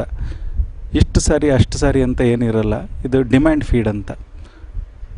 ಅದು ಕೂಸು ಹಸುವಿನ ತಕ್ಕಾಗೆ ಅದು ಕುಡಿತಾ ಹೋಗುತ್ತೆ. ಕೂಸು ಏನಾರ ಮಲಗಿತ್ತು ಅಂದರೆ 2 ತಾಸಿಗೊಮ್ಮೆ ಅಥವಾ 3 ತಾಸಿಗೊಮ್ಮೆ ಕೂಸನ್ನು ಎಬ್ಬರಿಸ್ಬಿಟ್ಟು ಎದೆಗೆ ಹಾಕ್ಕೊಳ್ಳೋದು ಒಂದು ಸೂಕ್ತವಾದ ಸಲಹೆ. ಸಾಮಾನ್ಯವಾಗಿ ತಾಯಂದಿರು ಫಸ್ಟ್ 3 ತಿಂಗಳು ಹಾಲು ಕುಡಿಸ್ಬಿಟ್ಟು ಆಮೇಲೆ ಎದೆ ಹಾಲು ಕಡಿಮೆ ಆಗುತ್ತೆ ಡಾಕ್ಟ್ರೇ ಅಂತ ಕಂಪ್ಲೇಂಟ್ ಮಾಡ್ತಾರೆ. ಅದು ಕಡಿಮೆ ಆಗಿರಲ್ಲ. ಮೋಸ್ಟ್ ಆಫ್ ದಿ ಟೈಮ್ ತಾಯಂದಿರಿಗೆ ಆಗುವ ಅನಿಸಿಕೆಗಳು. ಆ ಟೈಮಲ್ಲಿ ನಾವು ಹುಮ್ಮಸವನ್ನು ತಾಯಿಗೆ ತುಂಬ್ತೀವಿ. ಬರುತ್ತೆಮ್ಮ ತಾಯಿ ಹಾಲು, ಏನು ಭಯ ಪಡ್ಕೋಬೇಡ, ಸ್ವಲ್ಪ ನಿನ್ನ ನ್ಯೂಟ್ರಿಷನ್ ಬಗ್ಗೆ ಕಾನ್ಸಂಟ್ರೇಟ್ ಮಾಡು, ಮನಸ್ಸು ಚೆನ್ನಾಗಿ ಇಟ್ಕೋ, ಸೊಪ್ಪು ತರಕಾರಿ ತಿನ್ನು, ಫ್ರೂಟ್ಸ್ ವೆಜಿಟೇಬಲ್ಸ್ ಚೆನ್ನಾಗಿ ಕನ್ಸ್ಯೂಮ್ ಮಾಡು, ತನ್ನ ಪಾಡಿಗೆ ತಾನು ಹಾಲು ಬರುತ್ತೆ. ಎಲ್ಲರೂ 1 ತಿಂಡಿ ತಿಂದರೆ ನೀನು 2 ತಿಂಡಿ ತಿನ್ನು, ಎಲ್ಲರೂ 1 ಚಮಚ ತುಪ್ಪ ಹಾಕ್ಕೊಂಡ್ರೆ ನೀನು 2 ಚಮಚ ತುಪ್ಪ ಹಾಕ್ಕೊಂಡ್ಬಿಡು ಅಂತ ಹೇಳ್ಬಿಟ್ಟು ನಾವು ಹುಮ್ಮಸವನ್ನು ತುಂಬ್ತೀವಿ. ಇದರಲ್ಲಿ ಮನಸ್ಸೇ ಸ್ವಲ್ಪ ಮಾರ್ಗ. ಎಲ್ಲದಕ್ಕೂ ಕಿಚ್ಚಿರಬೇಕು. ಕಿಚ್ಚಿದ್ರೆ ತಾಯಿ ಹಾಲು ಕುಡಿಸ್ತಾಳೆ. ಇಷ್ಟನ್ನು ಹೇಳೋಕ್ಕೆ ಇಷ್ಟಪಡ್ತೀನಿ. ಮಕ್ಕಳ ವೈದ್ಯರು ಹೇಳಿದಂಗೆ ತಾಯಿ ಹಾಲು ಕುಡಿಸ್ಲಿಕ್ಕೆ ಯಾವುದೇ ಕಾಲಮಿತಿ ಅಂತ ಇಲ್ಲ. ಯಾವುದು ಮಗು ಯಾವಾಗ ಅವಶ್ಯಕತೆ ಇರುತ್ತೋ ಅವಾಗೆಲ್ಲ ಹಾಲು ಕುಡಿಸ್ಬೇಕು. ಇನ್ನೊಂದು ಕಾಮನ್ ಕಂಪ್ಲೇಂಟ್ ತಾಯಂದಿರು ಅಂದರೆ ಮಗು ಯಾವಾಗಲೂ ಮಲಗಿರುತ್ತೆ, ಯಾವಾಗ ಹಾಲು ಕುಡಿಸೋದು ಹೇಗೆ? ಮಗು ಮಲಗೋದು ಇದು ಹುಟ್ಟಿದಾಗಿಂದ ಅಂತಲ್ಲ, ತಾಯಿ ಗರ್ಭಿಣಿಯಲ್ಲಿದ್ದಾಗ ಕೂಡ ಸುಮಾರು ಹೊತ್ತು ಯಾವಾಗಲೂ ಮಗು ಮಲಗಿರುತ್ತೆ. ಅದೇ ಅಭ್ಯಾಸ ಕೂಡ ಹುಟ್ಟಿ ಸ್ವಲ್ಪ ದಿವಸ ಕೂಡ ತಾಯಿ ಮಗು ಹಂಗೆ ಬೆಳ್ಕೊಂಡು ಬರ್ತಾ ಇರುತ್ತೆ. ಅದು ಹುಟ್ಟಿದಾಗ ಮಕ್ಕಳು ಯಾವಾಗಲೂ 18ರಿಂದ 20 ಗಂಟೆವರೆಗೂ ಮಲಗುವುದೇ ಒಂದು ಅಭ್ಯಾಸ ಅವ್ರಿಗೆ. ಅವು ಗರ್ಭಿಣಿಯಿದ್ದಾಗ ಕೂಡ ಅದನ್ನೇ ಮಾಡ್ತಾ ಇರ್ತವೆ. ಸೊ ಈ ಥರ ಇದ್ದಾಗ ತಾಯಿ ಎದೆ ಹಾಲು ಯಾವಾಗ ಕುಡಿಸ್ಬೇಕಂದ್ರೆ ಮಗು ಮಲಗಿದ್ರೂ ಕೂಡ ಪ್ರತಿ 2 ಗಂಟೆಗೆ ಒಂದು ಸಲ ಮಗುನ ಎಬ್ಬರಿಸ್ಕೊಂಡು ಅವು ಹಾಲು ಕುಡಿಸ್ತಾ ಹೋಗಬೇಕು. ಈ ರೀತಿ ಮಾಡೋದ್ರಿಂದ ಕರೆಕ್ಟಾಗಿ ಮಕ್ಕಳು ಕೂಡ ಎದೆ ಹಾಲು ಅವ್ರಿಗೆ ಅವು ಕೂಡ ಸ್ವಲ್ಪ ದಿವಸ ಆದಮೇಲೆ ಇದಕ್ಕೆ ಅಭ್ಯಾಸ ಆಗಿ ಕುಡಿಲಿಕ್ಕೆ ಪ್ರಾರಂಭಿಸ್ತವೆ. ಡಾಕ್ಟರ್ ವಿಜಯ್ ಕುಮಾರ್, ಈಗ ತಾಯಂದಿರು ಹಾಲು ಉಣಿಸಬೇಕು ಅಂದರೆ ಬರೀ ಶಿಶುವಿನ ಜನನ ಆದ ನಂತರ ಅಲ್ಲ, ಅದಕ್ಕೆ ಒಂದು ಪೂರ್ವಾಪರ ಸಿದ್ಧತೆ ಬೇಕು. ಸೊ ಗರ್ಭಿಣಿ ಸ್ತ್ರೀ ಇರುವಾಗಲೇ ಆಕೆ ಆ ಸಿದ್ಧತೆಗಳನ್ನು ಮಾಡ್ಕೊಳ್ಬೇಕು. ಸೊ ಇದ್ರ ಬಗ್ಗೆ ಸವಿಸ್ತಾರವಾಗಿ ನಮ್ಮ ವೀಕ್ಷಕರಿಗೆ ಮಾಹಿತಿ ಕೊಡಿ. ತಾಯಿ ಎದೆ ಹಾಲು ಅನ್ನೋದು ಒಂದು ವಿಷಯ ಬಾಣಂತಿಗೆ ಮಾತ್ರ ಸಂಬಂಧಪಟ್ಟದ್ದಲ್ಲ. ಇದು ತಾಯಿ ಯಾವಾಗ ಗರ್ಭಿಣಿ ಆಗ್ತಾಳೋ ಆವಾಗಲಿಂದನೇ ಇದು ಎದೆ ಹಾಲಿನ ವಿಷಯಗಳು ಅವರಿಗೆ ತಿಳಿಸ್ಬೇಕು. ಇದು ತಾಯಿಗೆ ಮಾತ್ರ ಸಂಬಂಧಪಟ್ಟಲ್ಲ, ಅವರ ಮನೆಯವರ ಸಂಬಂಧಕ್ಕೂ ಕೂಡ ಬರುತ್ತೆ. ಇದು ಮನೆಯವರು ಕೂಡ ಅವರಿಗೆ ಎಂಕರೇಜ್ ಮಾಡಬೇಕು. ಆಮೇಲೆ ತಾಯಿ ಅಂದರೆ ನಮ್ಮ ಗರ್ಭಿಣಿ ಚೆಕಪ್ಪಲ್ಲಿ ಬರ್ತಿದ್ದಾಗ ಅವರಿಗೆ ಎದೆ ಹಾಲಿನ ಬಗ್ಗೆ ಮಹತ್ವವನ್ನು ಕೊಡ್ತಾ ಹೋಗಬೇಕು. ಅವರಿಗೆ ನಾವು ಎಷ್ಟು ಮಹತ್ವವನ್ನು ಕೊಡ್ತೀವೋ ಅವರಿಗೆ ತಾಯಿ ಎದೆ ಹಾಲು ಬಗ್ಗೆ ಅವರಿಗೆ ಪರಿಪೂರ್ಣವಾದ ಮಾಹಿತಿ ಸಿಗುತ್ತದೆ ಅವರಿಗೆ. ಸೊ ಅದೇ ಥರದ್ದು ಕೂಡ ಗರ್ಭಿಣಿ ಆದಾಗಿಂದನೇ ತಾಯಿ ಎದೆ ಹಾಲಿಗೆ ಪ್ರಿಪ್ರೇಷನ್ಗೆ ಅವರ ಎದೆ ಕೂಡ ಬೆಳೀತಾ ಹೋಗ್ತದೆ. ಸೊ ಅದಾದಮೇಲೆ ಕೂಡ ಅವರಿಗೆ ಇನ್ನೊಂದು ನಾವು ಪ್ರತಿಯೊಂದು ನಾವಲ್ಲಿ ನಮ್ಮ ಗೈನಕಾಲಜಿಸ್ಟ್ ನಾವೇ ಒಂದು ತಪ್ಪು ಮಾಡೋದೇನೆಂದರೆ ಪ್ರತಿ ಸಲ ಅವ್ರನ್ನ ಹೊಟ್ಟೆ ನೋಡಿ ಮಗು ಚೆಕ್ ಮಾಡ್ತೀವಿ ಹೊರತು ತಾಯಿ ಎದೆ ಹಾಲಿಗೆ ಹೆಂಗಿದೆ, ಅವ್ರ ಎದೆ ಭಾಗ ಹೇಗಿದೆ, ಅದು ಮುಂದೆ ಮಗು ಆದಮೇಲೆ ಅದಕ್ಕೆ ಅನುಕೂಲವಾಗಿದೆಯೋ ಇಲ್ಲ ಅಂತ ನೋಡೋಲ್ಲ. ಕಾಮನ್ ನಾವು ನೋಡ್ತಿರೋ ಒಂದು ಪ್ರಾಬ್ಲಮ್ ಏನಂದರೆ ರಿಟ್ರಾಕ್ಟೆಡ್ ನಿಂಪಲ್ಸ್, ಅಂದರೆ ಎದೆ ಭಾಗದಲ್ಲಿ ತೊಟ್ಟು ಒಳಗೆ ಹೋಗಿರುವುದು. ಇದನ್ನು ನಾವು ಗರ್ಭಿಣಿಯಲ್ಲೇ ನಾವು ಚೆಕಪ್ ಮಾಡಿದಾಗ ಇದಕ್ಕೆ ನಾವು ಅಲ್ಲೇ ಸೊಲ್ಯೂಷನ್ ಕೊಟ್ಟರೆ ಈ ಸಮಸ್ಯೆಗಳು ಬಾಣಂತಿಯವರಿಗೆ ಇದು ಬರೋದೇ ಇಲ್ಲ. ಆ ಬಾಣಂತಿ ಹೆರಿಗೆ ಆದಮೇಲೆ ತಾಯಿ ಎದೆ ಹಾಲು ಬರ್ತಾ ಇಲ್ಲ, ನನ್ನ ತೊಟ್ಟು ಒಳಗೆ ಹೋಗಿದೆ, ಹೊರಗೆ ಬರುತ್ತೋ ಇಲ್ಲೋ, ಈ ಅನುಮಾನಗಳಿಗೂ ನಾವು ಮುಂಚೆನೇ ಕರೆಕ್ಷನ್ ಮಾಡಿಬಿಟ್ರೆ, ಈ ತಾಯಿಯೊಂದರಿಗೆ ನಾವು ಮುಂಚೆನೇ ನಾವು ಎಜುಕೇಷನ್ ಪರಿಪೂರ್ಣವಾಗಿ ಕೊಟ್ಟರೆ ಅವರಿಗೆ ಇಂಥ ಪ್ರಾಬ್ಲಮ್ಸ್ ಮುಂದೆ ಹೆರಿಗೆ ನಂತರ ಈ ಪ್ರಾಬ್ಲಮ್ಗಳು ಬರೋಕ್ಕೆ ಸಾಧ್ಯತೆ ಇರೋದಿಲ್ಲ. ಈ ನವಜಾತ ಶಿಶುವಿಗೆ ಮಗುವಿಗೆ ಹಾಲು ಉಣಿಸುವುದು ಸಹ ಒಂದು ರೀತಿಯ ಅದಕ್ಕೆ ಒಂದು ಕ್ರಮ ಇದೆ. ಸೊ ಆ ಕ್ರಮ ಏನು ಅಂತ ತಿಳಿಸಿ. ಕ್ರಮ ಅಂದರೆ ಮೊಟ್ಟ ಮೊದಲವಾಗಿ ತಾಯಿ ಮತ್ತು ಕೂಸು ಎರಡೂ ಕೂಡ ಕಂಫರ್ಟಬಲ್ ಪೊಸಿಷನ್ ತಗೋಬೇಕು. ಇಲ್ಲ ಲೈಯಿಂಗ್ ಡೌನ್ ಪೊಸಿಷನ್ ಅಂದರೆ ಮಲಗಿಬಿಟ್ಟಾದರೂ ಇಲ್ಲ ಕೂತ್ಕೊಂಡ್ಬಿಟ್ಟು ಆದರೂ ಇಬ್ಬರು ಕಂಫರ್ಟಬಲ್ ಪೊಸಿಷನಲ್ಲಿ ಇರಬೇಕು. ಇಬ್ಬರಲ್ಲಿ ಒಬ್ಬರು ಕಂಫರ್ಟಬಲ್ ಇಲ್ಲ ಅಂತಂದ್ರೂ ಕೂಡ ಅದು ಬ್ರೆಸ್ಟ್ ಫೀಡಿಂಗ್ ಕಂಪ್ಲೀಟ್ ಆಗಲ್ಲ, ಅದು ಇನ್ಕಂಪ್ಲೀಟ್ ಆಗುತ್ತೆ, ಕೂಸು ಮತ್ತೆ ಅಳುತ್ತೆ. ಇಬ್ಬರು ಒಂದು ಸತಿ ಕಂಫರ್ಟಬಲ್ ಪೊಸಿಷನ್ ತೊಗೊಂಡ್ಮೇಲೆ ತಾಯಿ ಎದೆಯನ್ನು ನೀಡಬೇಕು, ಪೂರ ಎದೆಯನ್ನು ಕೂಸಿಗೆ ನೀಡಬೇಕು. ಬರೀ ತೊಟ್ಟಷ್ಟೇ ನೀಡಿದ್ರೆ ಸಾಲದು. ಆವಾಗ ತೊಟ್ಟನ್ನು ಕೂಸಿನ ಎದೆಗೆ ತಗಲಿಸಿದಾಗ ಅದಕ್ಕೆ ಒಂದು ರಿಫ್ಲೆಕ್ಸ್ ಬರುತ್ತೆ. ಅದಕ್ಕೆ ನಾವು ಮೋರೋಸ್ ರಿಫ್ಲೆಕ್ಸ್ ಅಂತೀವಿ. ಅಂದರೆ ಕೂಸು ಬಾಯಿನಿಂದ ಆ ತೊಟ್ಟನ್ನು ಹಿಡಿಯಲು ಪ್ರಯತ್ನ ಪಡುತ್ತೆ. ಅದು ರಿಫ್ಲೆಕ್ಸ್ ಭಾಳ ಮುಖ್ಯ. ಕೂಸು ಒಂದು ಸತಿ ತೊಟ್ಟ ಗಲ್ಲಕ್ಕೆ ತಗಲಿದಾಗ ತನ್ನ ಬಾಯನ್ನು ಭಾಳ ದೊಡ್ಡದಾಗಿ ತೆಗೆಯುತ್ತೆ, ಅಂದರೆ ಬಕಾಸುರನಂಗೆ ತೆಗೆಯುತ್ತೆ. ಏರಿಯೋಲ ಅಂದರೆ ತೊಟ್ಟು ಅಂತ ಏನಂತಿರಲ್ಲ, ಅಟ್ಲೀಸ್ಟ್ ಮುಕ್ಕಾಲು ಭಾಗ ಇಲ್ಲ ಪೂರ ಭಾಗ ಕೂಸಿನ ಬಾಯಿ ಒಳಗೆ ಹೋಗಬೇಕು. ಏರಿಯೋಲ ಕಂಟೆನ್ಸ್ ನರ್ವ್ ಎಂಡಿಂಗ್, ಅಂದರೆ ನರ್ವ್ ಎಂಡಿಂಗ್ಸ್ ಇರುತ್ತೆ. ಅದು ಒಂದು ಸತಿ ಕೂಸು ಕಚ್ಚಿ ತೊಟ್ಟನ್ನು ಕುಡಿಯಲು ಸ್ಟಾರ್ಟ್ ಮಾಡಿದಾಗ ಇಂಪಲ್ಸಸ್ ಹೈಪೋಥಾಲಮಸ್ಸಿಗೆ ಹೋಗುತ್ತೆ. ಹಾಗಾಗಿ ಏರಿಯೋಲ ತೊಟ್ಟನ್ನೋದು ಮುಕ್ಕಾಲು ಭಾಗ ಅಥವಾ ಪೂರ ಭಾಗ ಕೂಸಿನ ಬಾಯಿ ಒಳಗೆ ಇರಬೇಕದು. ಆವಾಗಲೇ ನೀಟಾಗಿ ಎದೆ ಹಾಲು ಕೂಸಿಗೆ ಟ್ರಾನ್ಸ್ಫರ್ ಆಗುತ್ತೆ. ಇದು ಟೆಕ್ನಿಕ್, ಅಂದರೆ ಇದು ಸಂಪೂರ್ಣವಾದ ಒಂದು ಟೆಕ್ನಿಕ್ ಅಂತ ಹೇಳ್ಬೋದು.